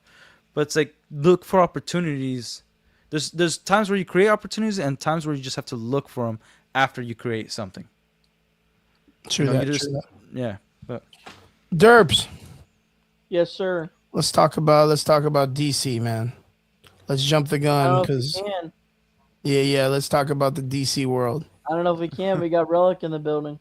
Nah, man. We could always talk about DC, man. Talk about everything, bro. Everything's failing. We just shit on Marvel for like fucking 4 hours, bro. Well, let's talk about what we can all be excited for. Clayface. I'm actually excited for Clayface. Okay. Because that's where I guess I'm going to be the different man out. I'm not excited for it too much, but I guess it's going to be you two against me in that sense. But I'll preface this because me and Derpy did talk about this. Mm-hmm. The reason I'm excited for Clayface isn't because it's a DC property. I think it's a great Halloween horror film that's tied in with DC. Mm-hmm. So I think the marketing should be because if you think about DC, yeah, it's stupid to have a Clayface movie before Batman, right? Mhm. Like a third tier list villain character Yeah. be having its own movie before Batman. Fine, you can make that argument. But in terms of what it looks like and how they did it, and I get it that this movie was already being created before James Gunn, and James Gunn kind of just like, not, I wouldn't say hijacked it, but was just like, oh, let's make this is really good. Let's make it part of the universe. Cool. Mhm. But as it's coming out in October 23rd, if it's advertised as like a Halloween film, a horror film, even if it's not like rated R, I think it's a good move just to like have a comic Halloween film, a comic horror film, and then it will draw the normies that just like Halloween, the season of Halloween. It will draw in the normies that are into horror films, see a new concept, be like, holy crap, this is a DC like film, or like this is tied into Batman. So maybe the next Batman movie is gonna be more to our liking, but still acceptable from the comic fans. And I think that's where like they have kind of like a golden opportunity right now to Did draw you, in different type of fans to the DC universe. Okay. did you, Derpy. did you see that? This is something different, but on the same topic. But Mhm. did you guys see the what James Gunn said about it? Basically, it's the first film in the timeline. Yeah, I'm so confused on that stuff already, dude. Like, Yeah, like I'm again, James Gunn has lied about a lot of things, and he's That's gonna fair. switch up. Like you know that James Gunn, I think he's gonna retcon the whole Jor-El stuff, the Kryptonian messaging, because of all the backlash. I think he's gonna take a like backpedal a little bit. it makes sense. Yeah, it makes And sense. so like everything he announces, I'm like, I'm gonna wait till, because as soon as the film comes out, that's solid. You can't really like say Right. like, no, that's not the universe. Like, no, it's there until another film. Like the film is always gonna stay that way until another film retcons it. The film is still that way, but the universe lore has changed. Fine. So whatever he says, I'm like, I don't care what he's gonna say. I care about what the product is gonna be, and then when it comes out, how do I judge that product? You know, it was kind of like Fantastic Four when that released. Everybody thought it was gonna be, and myself included, like it was gonna be like woman power, bullcrap, feminist, patriarch, all that stuff, woke garbage. But That's then it's slightly actually But it worse. like, really wasn't. Yeah. yeah, it had a tiny bit of that. It had Tiny some bit of stupid that, but things, it was but it overall was actually like, avoided it. oh, they actually try to create a story out of this. They actually Right. did something Yeah. with it. Not executed. I would say it's like a 5 out of 10 movie, Mhm. but you know, like it wasn't egregious as the media were advertising themselves. You know. Derp. So, what about you, man? What do you think? Because again, James Gunn, like you said, had came out and was like, "Yo, this is the first movie of my DC universe." Minus the fact that he said the same thing about Blue Beetle, and then said the same thing about Creature Oh yeah, Commando, he made and Blue then said Beetle. I this, forgot that about and then that. said the same thing Yeah. about Creature Commando, who Clayface is already in, and then said the same thing about Superman, who should be, in my opinion, the primary character because That's the WB first movie. itself.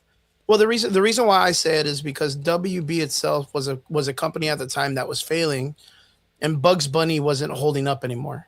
You need a character that you could put on your logos, and who else would it be other than Superman? In my opinion, but that doesn't matter because I'm just a consumer. But the concept is too is like you now you're saying, well, you don't have Superman being the primary character of the universe, who the entire universe technically revolves around. But now you don't even have Batman as the next character, but one of his villains that's not even like his main villain.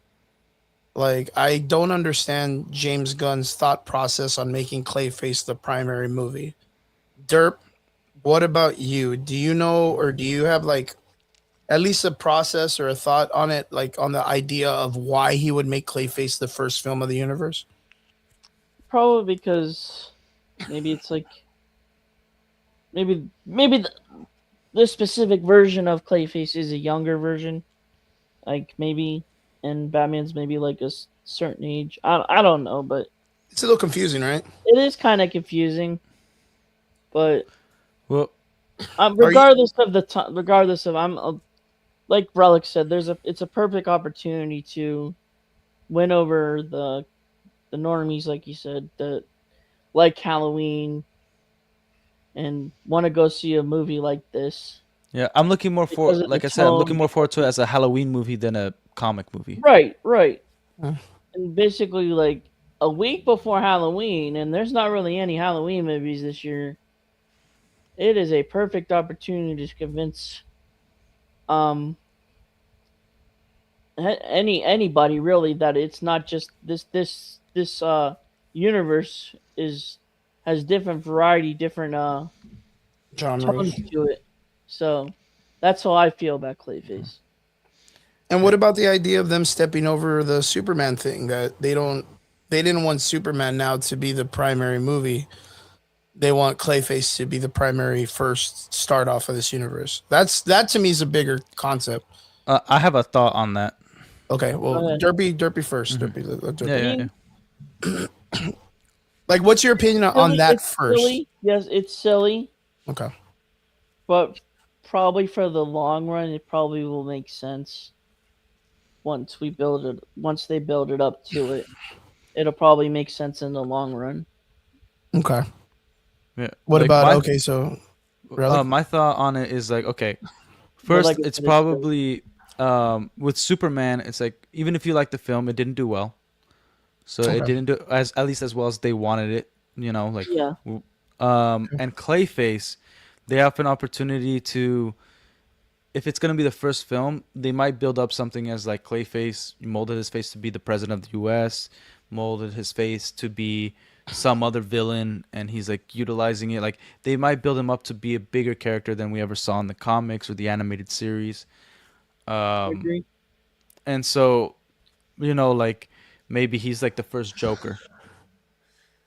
And then we actually get a real Joker. Like, I'm not saying that's a good idea, but I'm saying that if he does something like where he's like pretending to be Lex Luthor in prison and Lex Luthor's actually out, or he's like so he's doing something that's going to affect the Justice League overall, and even making maybe a hero look like a villain, I think it could be a really good idea.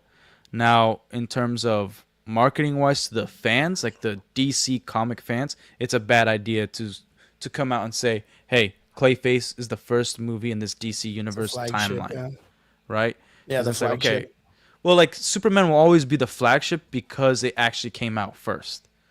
But Clayface is like the lore, it's the basis of lore that they're going to build this universe off of. If you're saying that this is the timeline, then the lore that you get here, that's what we're getting. And the problem is that this movie was made before James Gunn set up his universe, and it was supposed to be in connection with Matt Reeves' Batman in a way, because Matt Reeves is also producing it. Yeah, and just like the and Penguin it show. was like, oh, we're gonna do this movie, but we're not sure if this is actually gonna connect with Robert Pattinson Batman. So why do they want to fucking make it the first universe if they can't even get that down? I think James Gunn is probably freaking out right now. I think he thought that everybody was gonna love universally his ideas, and we've seen this happen before. And then he's like, "All right, well, like, I don't know what's going on, because we have people who really love this movie and people who really hate it, and there's not really anybody in the middle." In the middle. Yeah, and Yeah, so, I can see that, because you just so I had the think he's- whole the Authority drop off, right? Did you Yeah. you guys heard about that, right? Yeah, I heard about that. Derp, you heard about that? Yeah. That they canceled I the heard that. Authority, right? Like, Yeah, I think they that's also a- canceled Well, the they didn't Booster get- Gold movie. Well, it's just that The it's in show. it's They in didn't- limbo. Yeah, the show. They didn't Yeah. cancel it. It's basically delayed. They're just it's- never it's- starting it. Yeah, it's Yeah. in limbo right now. Yeah. Pretty But much. but the Authority, I think it's a great idea to just can that show. I think it's stupid. Yeah, well, you don't have No to. one- Like, what? no one- Why? Who's asking for that? Yeah, that's pretty much like the DC universe of the Boys, and we already have the Boys. Like, you know what I mean? Like, Well, like, the DC's not Authority gonna could be do- something that's like 20 movies down the line. Yeah. Like, I think the DC universe is way more rich than the Marvel universe. Mm-hmm. And so, like, you have all these other things that you could play with after you have a successful universe. After the DC has been, like, well established. Like, Established. okay, this is solid. We got, your... I don't know. I don't even know which Justice League he's going for To be Yeah. honest, I like, is he think, going animated Justice League? Is he going because we got Hawk Girl yeah, in the first movie, so it's like, yeah, is he going to the Justice League animated version? Because that's my favorite. But yeah. in the comics, it's like, well, we get Cyborg and Aquaman and all these other characters, but then we saw Zack Snyder do it. So is he trying to differentiate himself? Like, it's kind of weird. Like, you can't really predict of how this Justice League is gonna look. Yeah. I You think know? that's too far fetched. I think that's too far out. I think the idea why they're doing this and the reason why Clayface and the Penguin are getting shows out there first like this is because, well, with Superman, or Batman, you don't really need to, yeah, he's not necessarily needed. The Rogues Gallery can be built. And if they go with the same format to kind of do like the DC Batman animated series, like the Clayface, the introduction of his character was like Yeah. very like insanely well written. If you guys go back to Oh yeah, watch and the it's animated quick Batman too. series, It's quick. yeah, in the animated series, like all of the characters get such beautiful introductions into the universe that they're so complex, Well, I so think depth in they character pretty writing. much changed them for a good, in a good way, basically. Yeah, yeah. I mean, the thing is the last time we seen this character was in two parts. Was one the Harley Quinn show. Hey, just give me a And the second. other I'm gonna one- go get some water, okay? Go for it, brother. Go for it. Yeah. Yeah. We have Did you get my private though, Chris? we have huh? Did you get my private? Let me see. Yeah. But we're let's just cover this real quick. Yeah, we'll cover this. Yeah. Yeah, because this is your role, man. You're the DC Yeah, guy. Dude. right. So I the just had to ask that's all. Clayface story was really well covered in the DC animated universe. The last several Yeah. years we saw him in Harley Quinn, right? I Where didn't they like take that him, season. and the Harley Quinn's kind of like a silly show, right?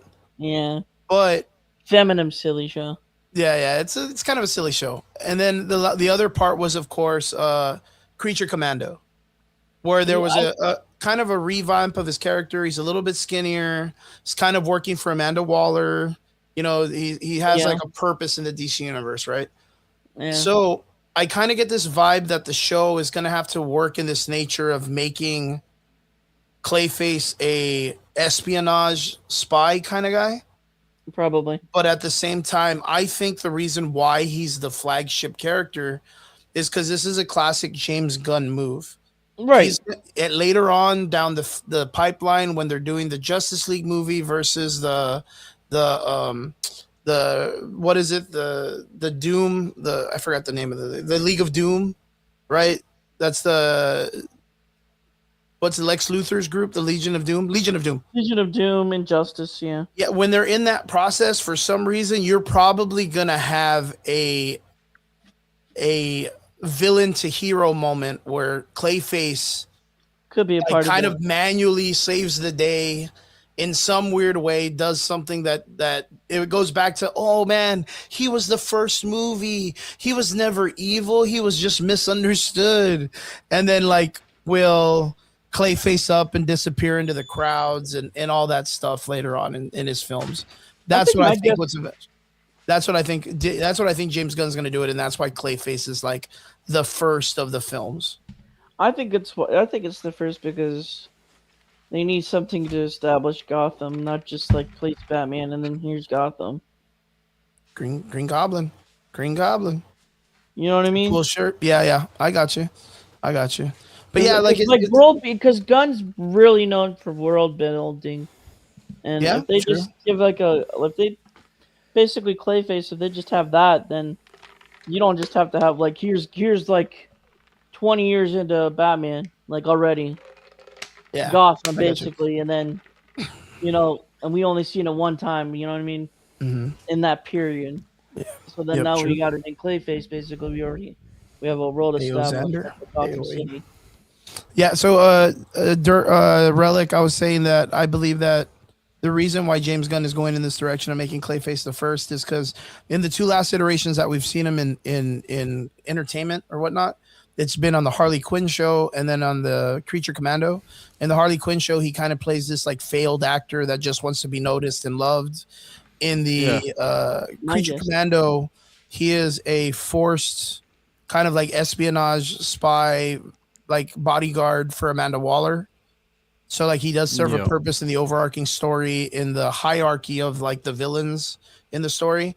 So I think with a James Gunn factor, he's probably going to have it to where he is the first film because in the very Yeah. end of everything that James Gunn plans and puts together, like with the Justice League versus the Legion of Doom, like Clayface is going to be a major component as a villain to hero character, Mm. and will walk away with a smile and a fedora and a long coat, and he's going to be like tip of the hat, like I did Yeah. something good. That's what Like I that's what I think, think because So- I bet that the story this one is going to establish that he's like a very tragic, like misunderstood character who deals like, with a lot of this- internal like turmoil. The trailer, first of all, I wanted to give a big shout out to that trailer. That trailer did its job better than most trailers that we've gotten. It has its own identity, its own music. You get so much out of that trailer with that no first shot dialogue. of him just in pain Yeah. was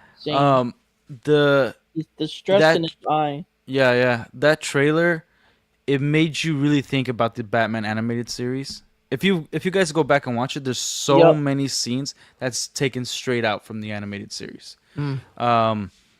I was just saying So- basically why it's the first movies because the world building and establishment of Gotham City, and then you don't have to worry about just here you go, here's Batman Brave and the Bold, but here's Gotham City 15 Yeah. 20 years into the DCU. Yeah, well, The only like time you can see it. the also the other possibility is that, again, I don't really I want to be proven wrong. I don't have faith in James Gunn, but the possibility of the Batman, how they're gonna implement Batman in this universe is kind of make it so that Gotham is a central point to how the Justice League go about their stuff. Like maybe it's kind of like that city, like back in the day, all the aliens only landed in New York City, right? That's everybody's story. So like maybe Gotham is like a central point to something. Like, maybe the first Lazarus Pit was in Gotham City. Maybe there's like some, like I've been watching, now don't get at me at this, I've been rewatching Vampire Diaries just because I was like, it has some solid lore. There's some bad stuff about it. There's some cheesy, corny bull crap, but I watched it with my wife and I enjoy it. All right. But like they make it a part where like the reason why there's so much going on in the city was because like the Vikings first settled there, and then those Vikings became the original vampires. So with that land, they build off lore like Vervain, the venom to the vampires. That plant was specifically grown in that city, and so there's like there's all this lore that they actually build off in the city and why that city is important. It isn't just like a random city that things keep happening to, and like the rest of the world is fine. Like other things are happening, but like that's like the core city. And then they make it so that the characters you're following, it isn't random that they're there. That they were just born in that city and then that's it. So it's like maybe if they're doing something like that with Gotham, because again, it doesn't make any logical sense to make Clayface your like timeline starter package, right? Right. Yeah, that's interesting. Like, and I think it confuses the audience because the money is built off normies. The people who bring normies to the films are the fans. Mm-hmm. And with the MCU, you didn't have any of those movies other than Captain Marvel, which is the worst one out of all of the phases. Yeah. All phase 1 through 3, I mean, not phases 4 and 5, because unfortunately I have to put Captain Marvel at a higher tier list after phases 4 and 5. But it was pretty consistent on the timeline. Just go back and watch the Marvels, dude. No. Go back and watch Eternals. No, Then dude, you guys have to show up to my funeral if that happens. Yeah, dude. I'm gonna blow my head off, dude. Jesus Christ. Go watch Derp. She-Hulk twerk. So Derp, Oh, I bet you Yeah, love man. that, Derp. I bet you saved that, you clipped that, watching She-Hulk Farm twerk. it. Yeah. Yeah, so Clayface, guys, if you haven't seen the trailer, it's out. Pretty cool shit. Go check it out. Derp, what do you think? Batman 2 or Supergirl? Man of Tomorrow's already filming. I don't think we need to really cover Man of Tomorrow. I don't think you want to talk about that. They basically Man of Tomorrow. They were in like filming at a prison, and then I believe they're Yeah, it's been chill. Well, Filming in they're taking Atlanta clips still. from Man of Tomorrow and putting it in Supergirl, because apparently Supergirl has been tested from 4 to 8 times, like screen tested, and none of it, like nobody liked him. Yeah. And What do you? they implemented Superman more. I mean, we can all agree that Supergirl is probably just going to be one of those Here you go. like background, like play in the background movies. It's because it's just It probably will be at this yeah, point. and it's no disrespect, but it's just like one, Supergirl is not like a selling character, Right. right? Two, it looks very similar to the same like setup as Guardians of the Galaxy, and it kind of rolls in the same format. And Lobo, I know everybody's excited for him, and I get it, but He's they not don't gonna get be it. much. Like the character's crazy in the comic books, Right. He's not. but in live action, it's just Jason Momoa on a motorcycle. Like you can't. Yeah, Right. that's my only criticism was his voice. He's well. I Like mean, it wasn't like crazy, like bah! Like like how he is, and Everybody. like the cockiness. It was just more of like you're getting smooth Jason Momoa. I really thought that Jason Momoa's character was gonna be like chasing down and hunting Supergirl for the majority of the film, because in Lobo, when they bring him into the Superman universe, He fights he's Superman. usually fucking chasing down a Kryptonian. He's probably chasing down. Yeah, Superman. but he's also using guns, and Yeah. because he's so good with his hands Mhm. that he like as soon as he see that Superman can handle it, his hands are a more dangerous weapon than guns. So then he Than throws away guns, his yeah. guns and then fights I Superman. don't know how to use them. Yeah, my hands. But yeah, like when I see it in the trailer and he's kind of like drinking beer and having a good time, and him and Supergirl teaming up, like I kind of feel like that already explains the whole movie. Because even Well, like they showed so much in the movie about the movie in every trailer that they put out. yeah, because They showed too much. Derpy, you remember the comic book, right? Yeah, I read it. Yeah, the comic book was, They that took a lot out of it. Taserface, the guy that looks like Taserface, which I didn't know why they changed the character's look I know why. from the comic book. Why? Why'd they change it? Because it would still get hate because he's just a general redneck. But that's like the whole like thing. He's supposed to be tribal, but now No, to but they would hate me, it because it'll be targeting. like a specific genre. But now he looks just like Yeah. Taserface. You don't think he looks like Taserface from the Guardians Does. movie? Unfortunately, he does, but He does. Yeah, it kind of sucks, but the actor's cool. I'm not gonna disregard. That's the guy that plays I the think he's gonna do what the best he can with the material he can. with what he has. It's the guy that played the Yeah. Incredible Hulk villain. What's his name? The big Hulk guy, the other one. Abomination. Abomination. It's Yeah. that actor. I think he's he's gonna playing- try to act his ass off in this. Yeah. Yeah, I he's a just- good What he act- like, has. my big criticism is that they took Supergirl and Lanterns and switched their environment. Supergirl should have been on Like an Earth, story or and something. Lantern should have been in space. Because then the argument that they did before, it's like, oh, we can't have Lanterns just being in space. We have to ground them. But then you And put then you have Supergirl out Supergirl in in space, space. Yeah. which and that's from that's what a good point. That's a really good because point. from also what it looks like, it's like she has her powers practically the entire time. Yeah. So, and dude, like a lot of people, I think it's a stupid argument. Like, oh yeah, she's like messy, and girls could be messy and all that stuff. Like, yeah, not freaking really, dude. Also, Lynn. Like that's disgusting. Like she's like the way they're portraying her doesn't make anybody connect. Like it's one thing about somebody being like lost and having a tough time with whatever it is they're going through, but just being a straight up prick and disgusting and like I kind of like that. just annoying. Like, because your first introduction is just her calling Superman one of the most beloved comic book characters in existence a bitch, and that's it. Well, And I then mean, her showing up drunk in a world that has the yellow sun and she's not sober yet, which makes zero sense. but that's in the comic book. You Like know. that part of her being drunk and using the sun, like that's all comic But book based. it That's doesn't canon. matter. That's in the That's comic canon. book. Kinda Like does, the if comic you don't book read it, but also, if the comic book got something inaccurate doesn't mean you have to portray it exact. Like it's a time to correct it. There's times when He's movies just should used to correct the traditional comic characters. books. That's what it is. What? Well, I mean, in the No, same no. Like factor- for instance, in the Spider-Man movie, the Vulture, like they did it better than they did in the comic books. yeah, because you he was know- silly as fuck in the comics. But Yeah, like, he's just he's I Condiment personally, Man. I've always loved Vulture. I've always loved the character. I've always thought it was wacky, but they did write him much better in Homecoming, and I don't even like that movie, but I love the Vulture in that movie, and it's not because it's Michael Keaton; it's the character himself. He understands his place, his technology. It's awesome. In The, this, sorry, go ahead. No, I was gonna say like I understand that concept because like yeah, the character was just very like Saturday morning cartoon goofy in the comics. Like he's just an old man that just fucking gets some fucking bird powers and just likes to go steal shit with his feet.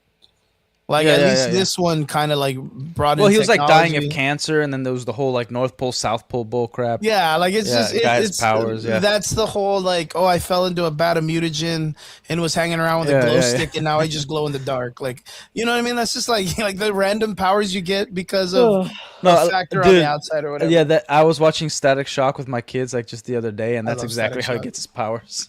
I love And I was Static like, I Shock. forgot. Yeah, Yeah. in the original story I like it, and the newer one I hate it. But yeah, but Derpy okay, so this character they bring her in and they have to make her. That's what I like about what James Gunn did in Superman, is that he understands that it's about this much space between changing everyone's personalities, because everyone has to act and be different in a way.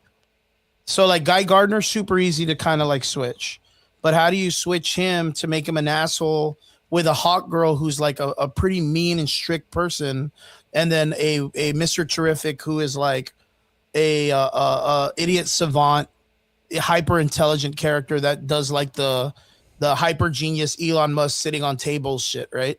Like how do you And switch slightly them? autistic. Yeah, and slightly autistic. How do you make them have their own personalities? So you look at Superman, and Superman plays the typecast Superman, a little goofy, a little silly, very respectful, very Kinda dumb. prestigious, like a little like I said, like a little goofy, but nobody loves him anymore. Like nobody loves Superman anymore. But we understand that he's a legacy character. Everyone loves him because he's Superman, but they don't love him because he's the perfect character. It's hard to write Superman to lose when you know he's always going to win. Every person that I've run into is like, yeah, I love Superman. And they're like, but I hate that he's just so good. Like he's so perfect. And it's like, well, that's his whole like trope. That's why the comics were always interesting, because it was like he's the person that wants to be the least Superman. Yeah. He doesn't want to be Superman. Yeah. But he understands like the responsibility that he has. Yeah. And But that's why I like the dynamic on how they chose to make Supergirl, where like they made her like I drive a Volkswagen Beetle, I need my Starbucks Frappuccino with a venti, like, and you need to get it done. If not, I'm gonna have a really fucking bad day. Like I like that. I kind of dig that, because back in the day she was almost the exact same character as Superman, like almost the exact same written, just as a female that just didn't know what Earth was like. Yeah, I like the little course. I like that. I'm not against that. No, I'm not against Yeah. that concept. I'm Yeah. just saying they're taking the concept and they're doing way too much with it. Yeah. It's like if she shows up in like some sort of vehicle, like for instance, you still gotta make the world make sense. Makes sense. Like I'll like this actress is a really great casting for Supergirl. Yeah, I think so. Like I I was think excited when I they think cast she's her. pretty. I think she looks good. I think they made her suit even better than Superman's suit in this new movie. Like if you look at the trailer, like the belt and agree. everything, it looks way better than Superman's suit. Even her better than the original Supergirl in the Flash film. Yeah. 'Cause remember Supergirl was in Flash. Yeah. Yeah, so So like it's like you have so many things going for you, but the thing is, it's like instead of taking this concept and adding it to this character, it's like they're taking their personal experience of some teenager they met that James Gunn and all these people had to live with, and then making her Supergirl. and that's the story that's built around it. It's like, no, this isn't the Supergirl character that even we're getting from the Superman movie. You know, because first of all, you don't want her acting that way. She's still a Kryptonian. It has to make sense. So her specific language that she uses isn't gonna be the way humans speak, even if she's speaking English. It's just not gonna work that way. And then, like her going off world and like having an identity crisis, that's all well and fine, but you don't just deteriorate completely. And I get that, like maybe she has the trauma from the entire civilization being destroyed, but the lines they use are not good. Yeah, yeah. Like I have no one. It's like literally you're talking to Clark, another Kryptonian that who knows what lore they're using that maybe you're responsible for, but if anything you should be gravitating towards Clark because he's another Kryptonian. Yeah, yeah. Well, no, it makes sense. You know? But it's the Spock situation. Like Spock loses the entire planet.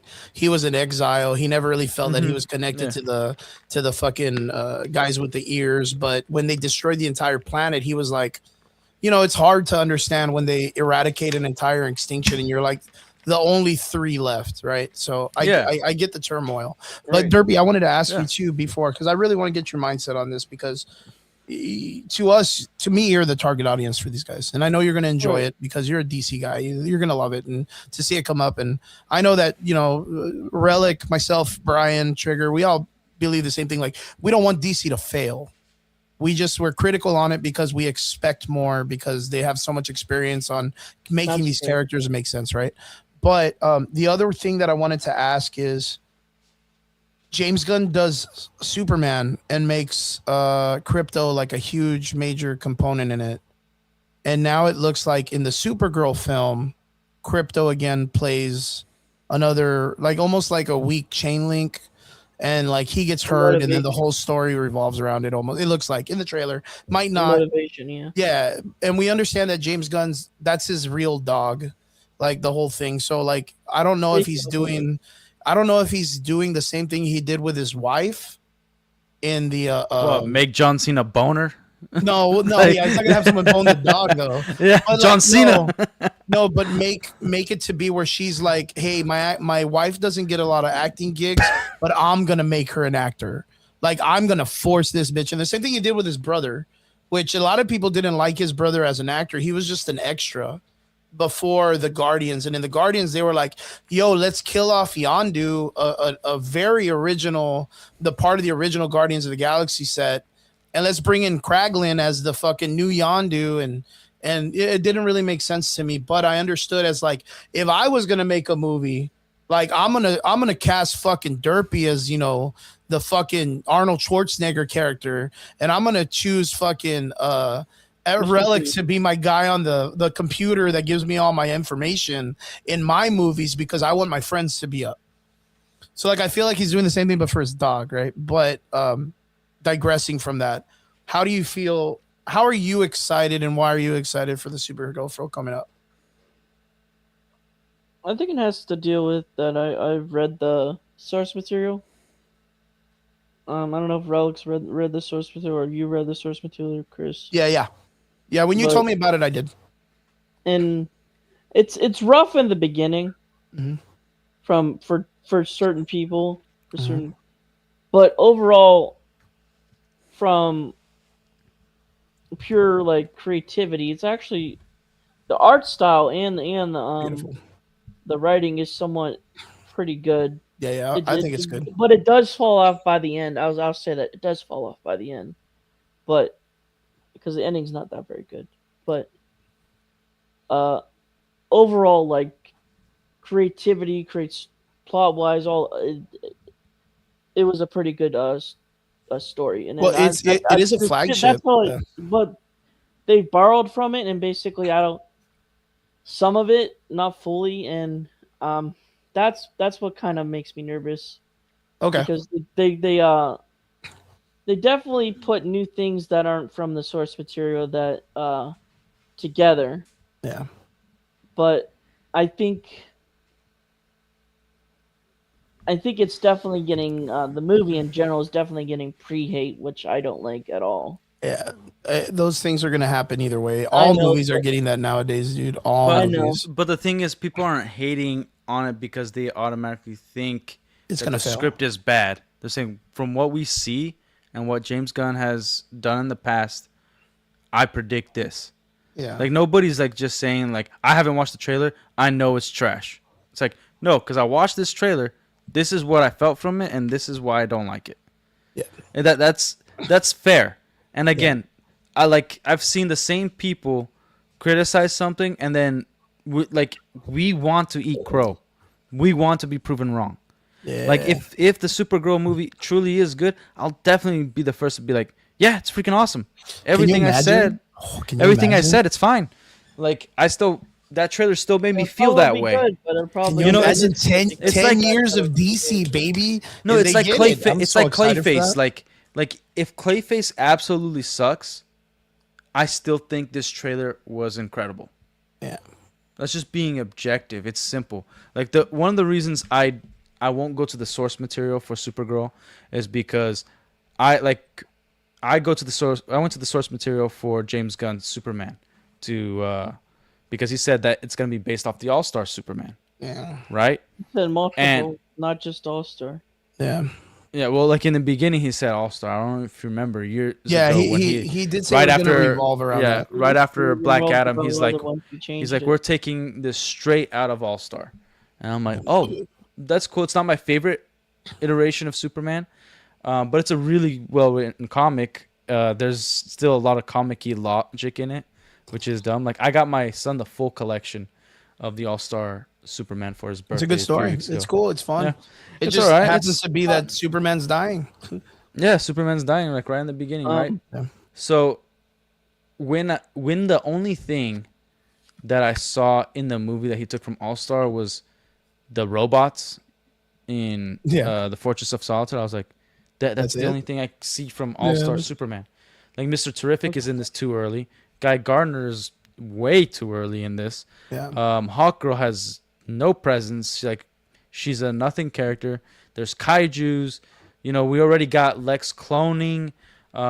He hasn't even been to prison yet. Like, we got Ultraman. Yeah, We yeah. got like there's so many There's a things lot going happening. on. That's like You got the this Snyder isn't Cut, just the Funky. taking. There's a lot going on. Yeah, this like it wasn't just taking 1, 2, 3 comics. Like he went through so many comics. Just be like, I like this page. Cool, we're putting that in there. I like this. We're putting that in there, and it just made it completely incoherent. Yeah. And now Supergirl, that's what I expect.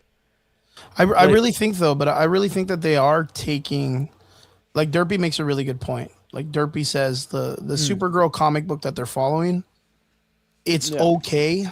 Like it's not the greatest of like comic books, right? Like we can agree Right. to that. But that is like probably one of the top Supergirl stories. Yes. So like that's Maybe you it. need this. That's the reason why they have to pull from it is because like that's her flagship comic book arc that people know her for. Even though like the story isn't like super crazy and it's not complex, it's very much like man bad, girl strong, go That's what I save mean. girl. Like it's very very simple and it's tribal Like- because of the people. Like it's just one of those things like that's all they have to build off of for Supergirl. Right. Like there's no I don't- really I other don't- big that's story. what I I'm get that, but that's from comics, and those comics didn't sell well. But Like for this, they're but they're for build Supergirl, off they like did. of like the normies. Yeah, Like what people know Supergirl from is the animated series, yeah. Justice League. That's What too they simple. know from is the movies. That's too simple. It- That's I really totally good agree, but but we have TV You shows need to like read a comic.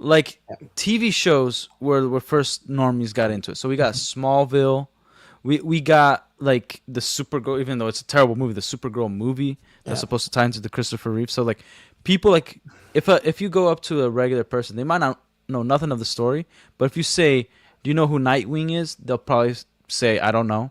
But if you say, "Do you know who Right. Supergirl is?" Like, "Yeah, I'll know who Supergirl is. She's like Superman's sister or cousin or something." But that's the thing. You That's know? all they Like know. But That's the thing is they all know. The only other thing that they're gonna know from that is this story that Derpy brought up that it's connected to, and if not, then the animated film where Darkseid takes her and makes her one of the women of Darkseid. But they're not gonna do that because that's like subjugating women. You know what I mean? They're not gonna do because that. it's actually a decent story and they don't want to do anything. But again, that was a great story because they really gave Supergirl her own identity, which is they never did in the film, but they did in the story that Derpy is talking about. It's just that every iteration of Supergirl that they're given, other than that animated film, which DC does amazing animated shit. I will tell you that is like the greatest of comic book animations ever, is anything DC does animated, right? But the story itself of the Woman of Tomorrow or Supergirl, Girl of Tomorrow, whatever, it's a very like basic template hero journey story, and it looks like that's kind of what they're doing, other than adding Lobo because Jason Momoa has star power, right? Yeah. Star power. And then later on they'll bring him in. He'll be the guy that flies in to help the Justice League punch Darkseid in the face in space, and you know what I mean? Like that's what James Gunn does well, is bringing these people back in later. It's like the Star Fox reference in the he did well. World. I don't think he's doing it well. But that's just joke. Yeah, do a barrel roll. But that's just shtick, right? That's the shtick. So, but just to answer the DV crew little riddle. Well, hold on. I want to help because Derpy's already he needs to head out. You need to head out, Derp? Yeah, I'm gonna head out. It's almost Derpy. I appreciate you, bro. Thank you so much, man. We'll let you get some speed. Appreciate it. Get it, bro. Congratulations on all your stuff and happy Twitch anniversary. Happy Twitch anniversary, dude. Happy Twitch anniversary, dude. You're just gonna fucking Twitch in your channel. They're just gonna have a seizure. Twitch anniversary, dude. Yep. That's a happy Twitch anniversary, bro. And you just acted like a Marvel fan right there. Typical Marvel fan. All right. I'll see you, brother. See you, fellas. See you, Derp. Yeah. And the DV crew, do you see that riddle? The way I gotta go back. Hold on. Let me pull this down real quick. Okay. Comments. The riddle. Here is the riddle. If you're walking down south but going uphill in elevation, are you going down or up? Yeah. Since we're on a sphere, you're going up. So going down south isn't going down. It isn't going up either, and it isn't going side. Oh, you're talking space stuff. You're going direction. Yeah. But if you're going up a hill, you're going up in elevation. So, well, technically, if you want to get complicated, we are because on a sphere. When you go south, it's somebody's new north, and when you go north, it's somebody's new south. Mm-hmm. But we are. So you're technically always north and south. And in space, there is no direction. So technically, there is no up or down in space. How about you suck me sideways? Fool? Yeah, did I know that direction? No, but you know the Supergirl concept, right? Going back to it, like Derpy, I understand his state, right, where he stands. He's a DC fan nonetheless. He wants it to be successful, and he's gonna love it either way. Me, I love comic books, dude. Like I love storytelling. I like good shit. I just feel that. But I think we're just talking about mindset at that point. Makes it so simple, dude. It's such a simple story, dude. Like there's no complication to it. It's simple stories are fine. That's not the problem. It's the execution. Like I'm gonna tell you how this goes. Watch. Yeah. Supergirl is isolating herself to deal with her depression. She finds a place in space that James Gunn, the director, establishes that there are, and you know what it's probably going to be? It's going to probably be a Detective Monkey's bar. Good Detective Lord, Chimps. Yeah, I know what you're talking about. It's probably going to be that bar in space. Like, and if that happens, that's like deep cuts, dude. Like in the DC universe, yeah, like which is cool as fuck, but it's bad at the same time. Like I'm for it. I'm for it if they do that, because then you get some kind of DC reference. You get some backstory. Callbacks and showing the fans that like, hey, look, you remember this, like, and it still makes sense to the story. That's awesome. That's great. You know, it's kind of like they did that for the normies. Like, hey, look, Lou Ferrigno's in the Hulk movie. Yeah, or guess who he was. Here's what if. Here's the Watcher. Once a deep cut that nobody really notices is on No Way Home when like Ned and that version of MJ Zendaya, like they have their mind erased and he's going in.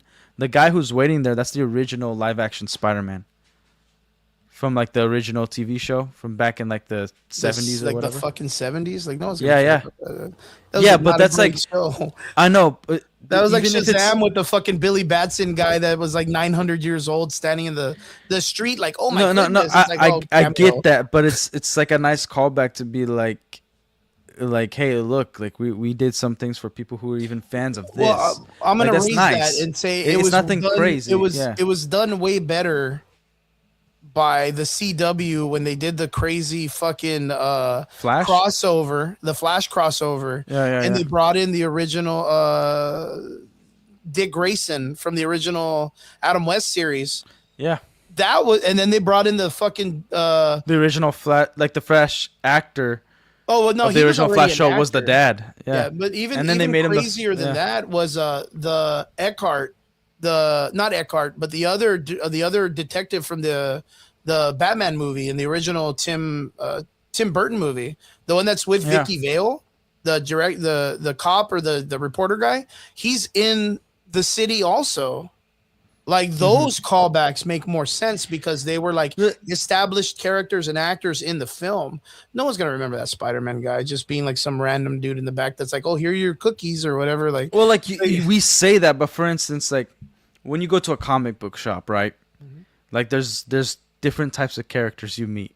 And Yeah. one of those characters you're gonna meet is the lore master. That makes you feel like you're not even a fan when you talk to that person. yeah, I get Like him. they're like super autistic on The guy one that knows the comic book. nose. Yeah. Like he knows like what time the writer was taking a dump when he wrote this. Like I got you. Like the guy that knows everything. So like those people, even though they're like kind of nutty, they contributed so much to the comic industry just by their purchases and like how they like Yep. talk to people and all that stuff, that like maybe those guys, like they wanted to give a call back to those guys. Like everybody that they give a call back to usually deserves that kind of respect. Like, Yeah. hey, look, like who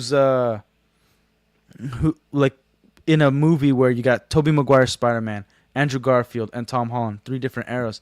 Let's put one that's in an era that maybe the grandfather or the dad is taking their family to watch this movie because it's connecting to all their eras. And then they're like, hey, I know that actor. That was the original Spider-Man. Because that's how big of a Spider-Man fan I am. That at my time, we got comics and we got this little crappy show. True. You know True, what I mean? get it.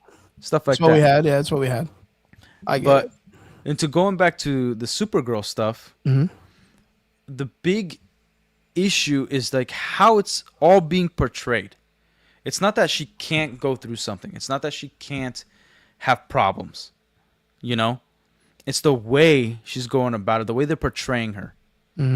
Like, dude, all I could think about was how much she probably stinks. Because, like, she ain't showering. Like, dude, she's got piss on her floor from her dog. There is beer bottles everywhere. I'm like, this but chick has that's- got to be stinky, dude.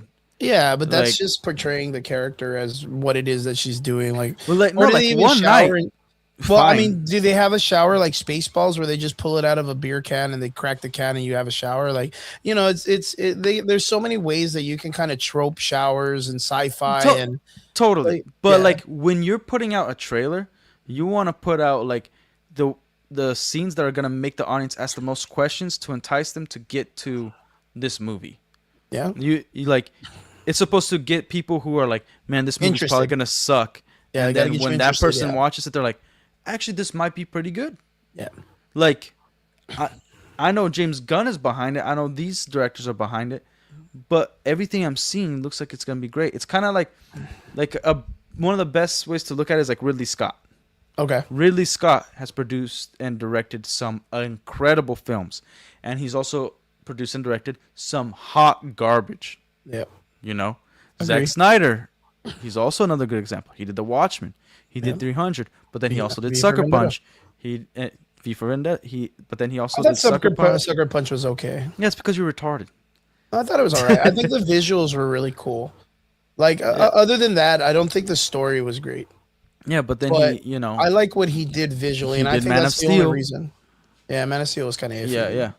It's crazy because I have so many people in my life that are into like the same stuff that I do, and they will die on Yeah. that pit and be like, Man of Steel was amazing. And I'm like, why? Like, what do you mean? Like, they don't even give us like a proper Superman. Look, it's because of emotional connection. Yeah, Okay, I get it. it's some people It's can't just because it's can't Superman. separate it. They're like, I love Superman. I think Yeah. I think Henry Cavill's the best looking Superman. Yeah, You know, or like, I it like goes the with voice, anything. It's like yeah, it's if the company says it's gold, then it's gold. In my opinion, that's the that's like kind of like Derpy in the way that he feels like the Superman movie is, and the Clayface. Like I think Clayface is stupid. Like I know the trailer looks cool, but like it doesn't unless they're gonna approach it the way they did the Penguin, which was a great series that brought you a lot of emotion. But then that means all the other stuff surrounding these characters has to follow the same format. So that means Matt Reeves has to be the director of the Batman in this new universe. So for them to be like, yo, Clayface is this, but them to be like, nah, Matt Reeves is what Batman, he's not the Batman. Because the Batman movie was shit. yeah. Like it wasn't good. It's crazy to understand that There's like two the separate Robert films in Patterson- that movie. Yeah, the Robert Patterson Batman was overshadowed by the Penguin.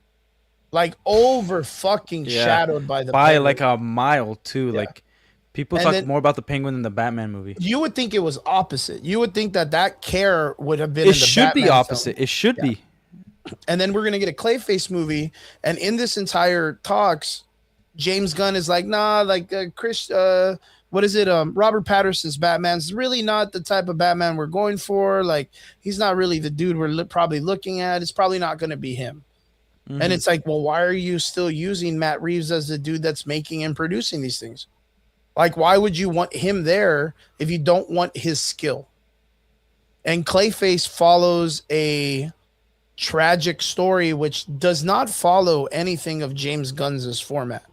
When was the last time you ever saw James Gunn do a serious role, like a serious directing role, like something that he's which one? It's Scooby Doo. Scooby-Doo. But like, you know what I mean? Like Well, everything I is would- goofy. Everything is goofy Yeah. as James Gunn. Everything is goofy. So like for them to be Yeah. like, for James Gunn to be like, yeah, like he adopted this film Clayface. It wasn't his thing, but he's like 100%. This is our first film. It's like why? Yeah, like why? I is this the first 100% film? believe James Gunn should stay away from anything Batman. Yeah. You know, I like. I It's not his definitely genre. think that. It's Yeah. not his genre. You need someone that can write noir or like Vantage Point or something very like straightforward and strict. You need something like that. Yeah. That can make complexity in Well, the like story. well, first off, like it's okay to be a fan of something, Yeah. but you need to be able to be critical of it. Like there's no problem of liking something and knowing it's also garbage. Yes. Like this sucks. Like for instance, Man of Steel. Love Henry Cavill as Superman. I think he has a great look. I think, and it's not just like the superficial stuff. Like, oh, he doesn't smile that much in the movie, and it's the color grading. Even though I think the color grading should be much better. But you know, like for instance, lore wise, like the things that don't make sense in that movie. We've talked about it. Like he got mad and literally ruined a dude's life by destroying Dude, I was his thinking it right now in my head. Like, I dude, was like like, he I was he thinking about that freaking right now. yeah, like even I love the Christopher Reeve Superman. It's the best one we've got. But even on the second one, like he goes back to the bar and hits a dude, and it's like it's not really what Superman But would did do. he depower himself? He depowered himself to bone Lois. Yeah, But that's during that time, right? yeah. But then he got his powers back and then went back to beat up the guy. I thought Like, later on. I thought he like broke his hand when he did that, didn't he? He broke his hand. The And first then, time. yeah, and then they just left the bar. Yeah. Or the diner, and then he went when he got his powers back. Like one of the end scenes of the movie is him going back and dealing with the guy. Yeah, Like, well, that to me, it's like he's just trying to one up the guy because it hurt his feelings or whatever. Like I get it, I I'm get all that, right. but it's I'm like you okay. move on. Like you're not But- gonna risk the identity of Clark Kent to do that. But mind you, like wait. Yeah, The Man of Steel one, again, we've talked about this because of continuity. When the guy pours his beer on Superman's head, the weight and like the hydrotactical like the technicality of water would not fuck his skin up at all. He wouldn't feel it at all. Like it wouldn't even like affect his hair. Well, he It didn't wouldn't move. hydration. Like nothing was gonna Okay, affect wait, him. The hair stuff is like that's your little. No, but like, it's real. It's real. No, If I pour water on this wall, it's not gonna do shit to it. And this is like a fake like plaster wall. Like if I do it to rock or steel, water's not gonna do jack shit to it. Well, it's not gonna affect it. No, I totally get where you're coming from. That's Totally get it. But it's like one of those things that's like, it's such a tiny thing that you could suspend your disbelief on that, right? Yeah. But like, okay, he didn't act when the water got pulled on him. Okay, makes sense. He stepped forward, the girl stopped him. Like, okay, yeah, like it ain't worth it really. And then he still destroyed the guy's semi truck. So like, and then quits that guy his job. So they're gonna be like, was job. it that guy? Yeah, like it's pretty dumb to do. And then even as a teenager, and he's like talking to Papa Kent, and then doesn't save him, just lets a tornado rip right through. Yeah, mind you, later on, like 2 films later, the same guy like is able to keep up with a dude that they cannot see when they blink. Yeah, like there's no way. And with like little to no training, actually dying by the way. But then before that, you have Pa Kent saying that maybe you should have let them die. That's not something that Pa Kent would ever say in any iteration. And like he's all about finding his like where he came from, his story, what's going on, and then when he has a chance to be like, oh, there's a bunch of embryos that we could repopulate Kryptonians, and they could potentially even be good like me. And they're all in your skull bone. Yeah, I'm just going to just destroy it. They had their chance and then just commits genocide right there on literally erasing their entire Kryptonian race. So he is like the main contributor to destroying the Kryptonian race. And then you get like Zod that has like, he's a one-dimensional character. And it's like, fine, like he was, I could get past that. But his whole mind is just military, but it's also about taking over, and it's also about repopulating. Like, where is this character going? Yeah, because the dad, it doesn't make any sense either, because it makes it seem that you're born into classifications and you cannot break. And he's supposed to be also highly intelligent, and he's trying to convince Superman by showing him a vision of standing up on top of a bunch of skulls that are his loved ones and the people he loves. In the world that he loves. And that's how you're going to try to convince Superman to get on your side. That's pretty stupid and insane. Like, and then like lore things that are in the film, like Lois Lane is going on the Arctic expedition, and the military dude is like, hey, you better get inside, because after this time it's going to get this degrees below freezing, and you're only going to have like 5 minutes if you don't even have like even with a jacket. Yeah. And then she literally climbs all the way up. That most likely took an hour, and somehow she just pops up behind Clark, follows him in the cave, still ice by the way, and doesn't freeze at all. Yeah, well, just has a little cold breath. 3 scenes before that, like Clark Kent is like hitchhiking, and then the next moment he's helping this chick off of like a black site military base that no one should know about, and it's probably only military personnel that work there. And he got a job as the fucking bag handler. You know what I mean? Like, how the fuck did he just walk in and get that job? Yeah, and it's like you write these things so that we could believe it. You're like, why recreate it if like, by the way, it's just a movie, it's a comic movie. That's a stupid argument. Wait, do you have to? Then we'll just keep it. We'll just keep it. The first one, Christopher Reeve. We'll never make a Superman movie again, because we can't make one better. We can't make a comic make sense. We can't take something and make it actually fit logically. Yeah. Because the reason like these comic book exists is because we believe that this story is a real story. Like, you can't just say this guy's Superman and then him do a bunch of crazy wacky stuff, like have powers of Mr. Fantastic, and then we see a Mr. Fantastic comic and be like, this one copied that. You know, like, what are we doing here? If it's Superman, and then you say that he's a dude that grew up on a farm on our planet called Planet Earth, take our whole world, the physics, everything that we know, put in a comic book, and then implement these characters in our world, it has to still make sense. You can't just say it's a comic book, it's a movie. Like, it has to make logic. When you adapt something, you have to make it better and increase the adaptation before.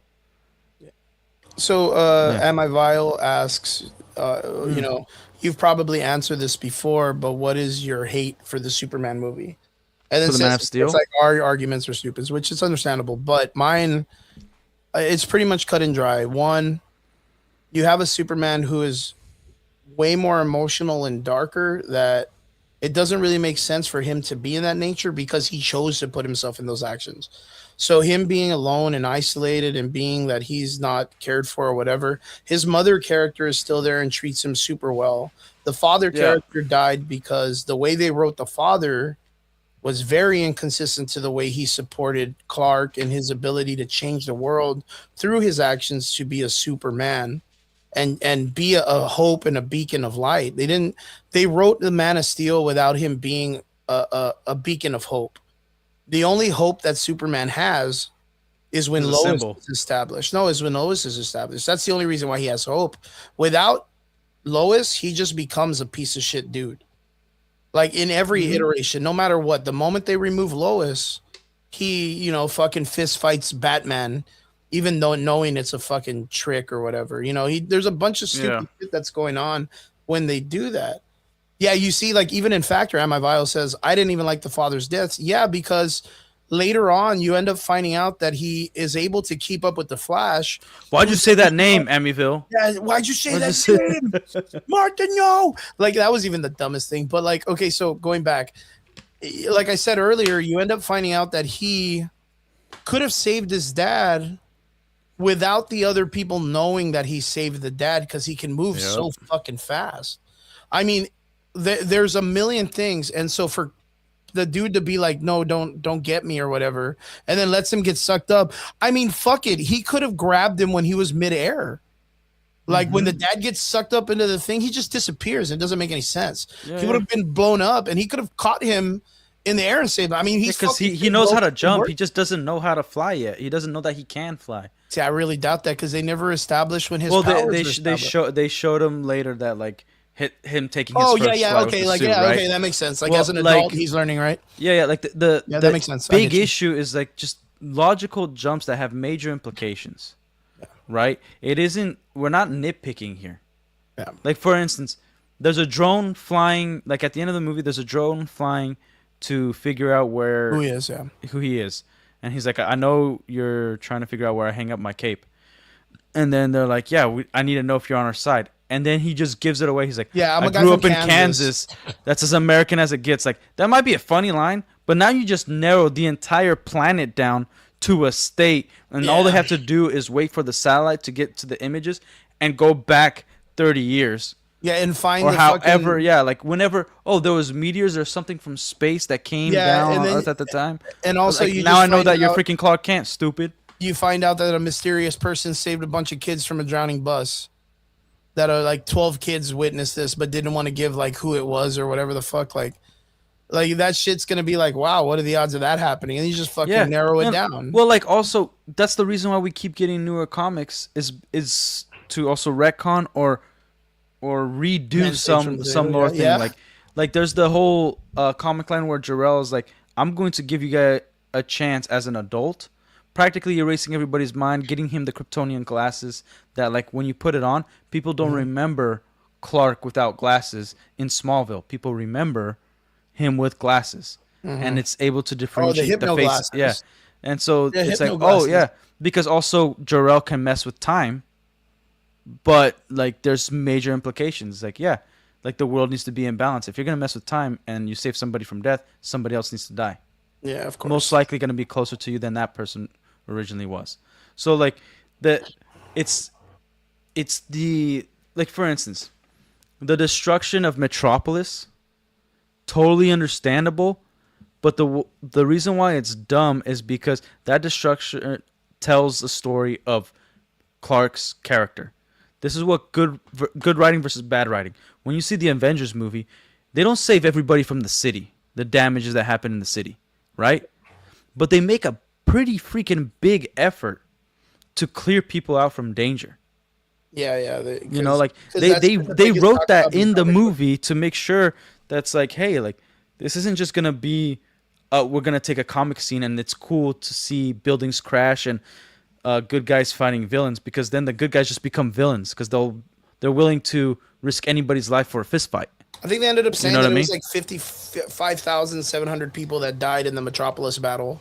But by Yeah, yeah. that was like going to be the same almost amount number when they. Well, also it went to Chicago. Gotham. It went all the way to Gotham because Well, I mean, fucking the Wayne Tower gets geographic- destroyed. Well, the geographical fucking map of this place is fucking stupid. Because I mean, fucking Metropolis is apparently like a water distance from Gotham, which doesn't make any fucking sense. Yeah, So like later on, they like man versus Batman. What Batman versus Superman? They can see each other from across the river or whatever. Yeah, Like, yeah. What geographical place? Again, is I'm this? I'm talking about how stupid this is. I'm Yeah. not defending it. It's like this is, and it's not to hate on Zack Snyder. I think Zack Snyder truly is a fan. Yeah. I don't think his vision was good. I think he also was rushed by the studios to make Batman v Superman the way it was. I think he was rushed to get to Justice League. Totally understand that. But every single movie of his, regardless if there's fun scenes, really cool stuff in it, it's watered down by all the garbage writing that's a part of it. Yep. The Aquaman movies to the Justice League movie to the Wonder Woman movie. It like the Wonder Woman movie is a ridiculous movie, but it made $1 billion. But it's a really stupid movie. You know, like not counting Wonder Woman 2, I forgot that exists. But Yeah, like, Man of I Steel, thought like Wonder Woman 1 was cool, but it was so weird for it to be like done in such like a small Yeah. like a street, like or like a little town in like Germany. It wasn't or like a also big- making the Germans the bad guys in World War One. It's like, also, how do you know just because they're chasing one guy that speaks a different language? You don't know if Chris Pine is the bad guy. You just kill them off before you can figure out who the bad guy And man, did they fuck good up guys are. Ares as a villain, dude. Oh, Ares is atrocious. Yeah, Yeah, they fucked him up bad, dude. It's just a bunch of close-ups of the actor, dude. yeah. Yeah, but yeah, the reason why I'm not like a big fan of Man of Steel, it wasn't because Henry Cavill did a bad job or anything. I think he's amazing, but I just No, think I that- want to see Henry Cavill back as Superman. I really would love that. I think he was still the best. But I just iteration don't we've think had. Zack Snyder should write it. Yeah, he shouldn't write anything. Sucks at writing. Hmm. That's like his Like- movie or whatever that he made. Like, what was that last movie he made? The zombie one? Nah, Or no, that one sucked too. he did Rebel Moon. Yeah, Rebel Moon sucks. Yeah. Part 1, 2, and 5 or whatever he did. Yeah, The zombie one was stupid as fuck. He had zombies impregnating Super women and dumb. just making zombie babies. Like that's stupid. Like No, was just that all of it was made that no the one with sense. Dave Batista? Yes. See, and then they ended up Unfortunately, I doing a watched cool that crap. thing. They ended up doing a cool thing where they were like, "Oh, is this a time loop, a paradox?" Because apparently, like Yeah, the yeah. clothes in the safe, and apparently, like it just keeps Dude, happening over and over again. don't- I thought that was okay. Someone's Yeah, fucking whatever, Treyarch man. Zombies fan, dude. Yeah. But Like- yeah, that's my take on the Man of Steel story. It's not Well, like the fact that it's here's crazy. Conduit of Essex. here's my take that I don't think Hollywood would ever do. Like the Russo brothers, it makes sense because you should have more than one mind working on a comic book movie, True. right? True. I think that's Like fair- I don't that's fair. like what they did with Endgame, but they did great with Civil War. They did great with Infinity War. Now, when you're taking multiple comic adaptations, and like Zack Snyder, he probably could write a decent Batman, but he needs to be tamed. Somebody else needs to come in and be like, "Hey, we're not gonna adapt The Dark Knight. It's not a universe story. It's a one-off comic series that's just that, The Dark Knight, and we're not gonna have him." Impregnate Lois and go with that storyline that he wanted to go with, you know, Oh god, dude. like yeah, the stuff that he wanted to trash. do was insane, and he was like, yeah, I still think it's a good idea. Yeah. Like the whole cheating on Superman with That's Bruce so Wayne thing, bad, it's dude, so like- stupid. But like even with that, it's like yeah, you might have some talent. You do. Like he did The Watchmen. It was a great comic book. Yeah, he didn't write freaking it, though. Movie. Yeah, but he directed it. Yeah, but he didn't So like write he it. It's the writing part. So he's that's fucking like okay, horrible. get some people to direct. Like the Green Lantern show, I think it's gonna suck because they have two of the worst writers ever, Tom King and the dude that did the Watchmen series. Yeah. Forgot his name. So it's most likely gonna suck. But at least it's a team, you know. Yeah, two So people bouncing ideas off of each other. yeah, which also makes the failure even worse because that means like you both fought back on different ideas and you guys both came up with this, and And it it's might have bad. been worse. And it's There was bad. some stuff You that know, just happened with the Green Lantern stuff, right? They just took it I back and I haven't heard anything. they took it off the coming soon shit. Like it's kind of been Really? removed. Yeah. And I think it's because they're gonna kind of like redo the hues in the suit, and they listened to the people that it was too brown and shitty, and they took green out of the title. Like, so like it looks like they're kind of like, fuck, maybe we did mess up. Let's go back and fix it a little bit or whatever. But we'll Yeah. see what happens. But Like yeah, I hope like again, I hope all of it's good. yeah, But Man of Steel or not Man of Steel, the James going to the James Gunn Superman, like there's so many implications to the universe. Like let's just take that and like kind of go off Amityville's questions. Like, oh, it's a comic book film. Like, well, you got major implications with Lex already knowing how to clone. You got Clayface coming in. You got he could clone Ultraman. He's also working for the U.S. government, so that means the U.S. government, if they have a chance to make super soldiers like Superman to protect their planet, because also other beings are coming in, and you could also make pocket dimensions and pocket prisons and pocket universes. Yep. They're not gonna want your mind for that. Not just the U.S. government, any government. yeah. So I then, think like, that's gonna be like the impression of the negative well, verse or whatever they well, have. like the implications of having Lex Phantom that Zone. powerful and that intelligent, like you can't make like he made so many stupid decisions in the Superman movie Superman, that yeah. it doesn't make sense to his character. Yep. But then, what are you gonna do for him to break out? Because it only makes sense that he's also working with multiple governments to protect the world from Superman or outside forces like Superman. Yeah, Because True. you also were able to subdue him, and even though we don't trust you anymore, regardless if it makes sense how they got to that point, but going off that movie, they're still gonna utilize him. 100%. So 100%. it's like you can't just say like it's a comic book movie. It doesn't have to make sense. I think it's really important that like whatever they establish, whatever they put in, they got to think of what kind of implications it sets for the future. Not saying that every character has to make a perfect decision, but their decision has to make sense to To the the universe. character and how that character reacts to their emotional states. Yeah, Like 100%. if we have a person die in our life, you're gonna react differently than how I'm gonna react because of our Yeah. personalities, right? Mhm. So, and we can Why have the wouldn't exact it be same this way in film? experiences, huh?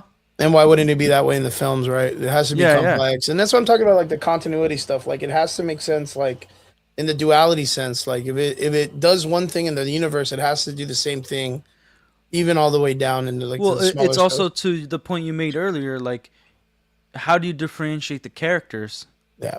You know, Yeah. if Superman's this way and then Supergirl's this way. Like, yeah, you can make them go through certain things, but that just means they're going through something. They're reacting a certain way, but based off their character. So give me their character, so that it makes sense why they're reacting this way. How did they grow up?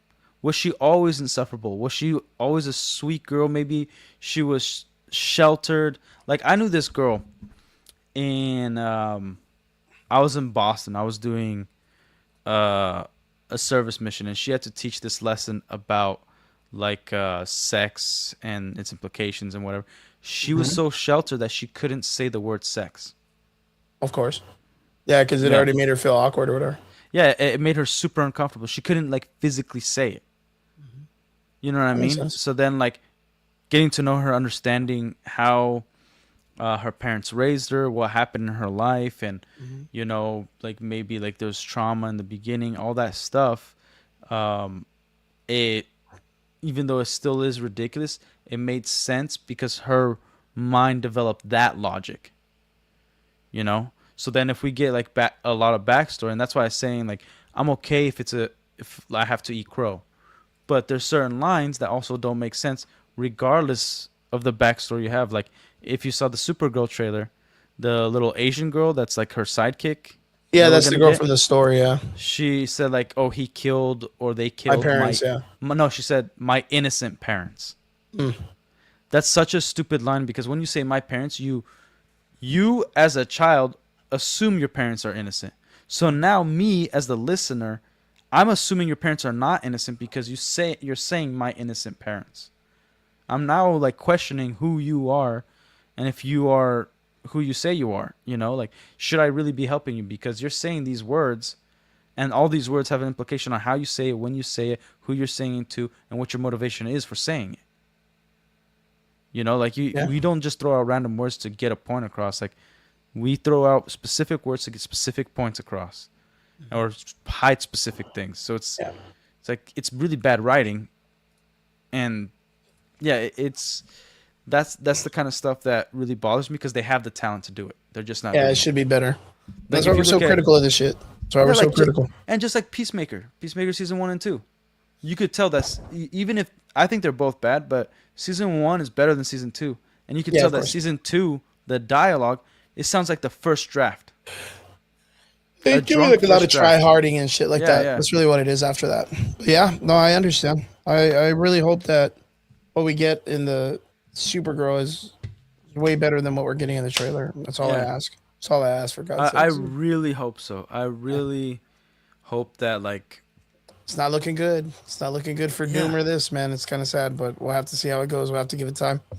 Well, Doom, we don't have a trailer yet. Well, apparently there is. The things we hear doesn't sound good. Yeah, there is a trailer, but... Yeah. Alrighty, brother. Well, I'm going to get going. What do you got going on this week? Okay. This week, I will be streaming at least twice. I have a new show. Yeah. My co-host, he has a channel called Bachisinha Daily, and we actually just talk about luxury cars, sports cars like Ferraris, Lamborghinis. Nice. On Wednesday nights. Fuck, dude, that's crazy. Yeah, dude. It's tight. I used to sell sports cars for a living when I was like 21, so I've been in that world, and I still love those kind of cars and everything that's coming out. So we already had our first episode, but it's gonna be every Wednesday night, usually around 9:00. Dope. Just like this show for me, it would be 8 p.m. for you. Yeah, that's the new exciting stuff. It's called Daily Drive on the channel The Last Relic. Daily Drive from The Last Relic, boys. Well, congratulations, bro. I hope it works out, and good luck on your second episode. Oh, and I hit 100 subscribers, so that was awesome. Boom, baby. Boom. Good job, man. Congratulations, brother. Congratulations. Well, I'm going to start heading out. I don't got much this week except training. I get to take the morning classes off because I'm going to get ready to do kids MMA summer camp next month. So I get to do that in the afternoon, and we're going to be doing that from 10 to 3, and then continuing on to the rest of the day. So I'm going to do like an extra 2 hours or extra hour. Yeah. So I'm just taking a month off in the afternoon class so I can get kind of like myself situated. But well, I hope your fucking streams do good. Derpy, if you're out there, I know you're probably asleep in La La Land already, you crazy little fucker. I hope your streams go good too. And to everybody out there, to all extraordinary listeners, we appreciate every one of you all the time. Thank you for coming in and hanging out with us. And we'll see you again here in the Average Boys podcast next Sunday, 8 p.m. I'll see you guys later. Peace.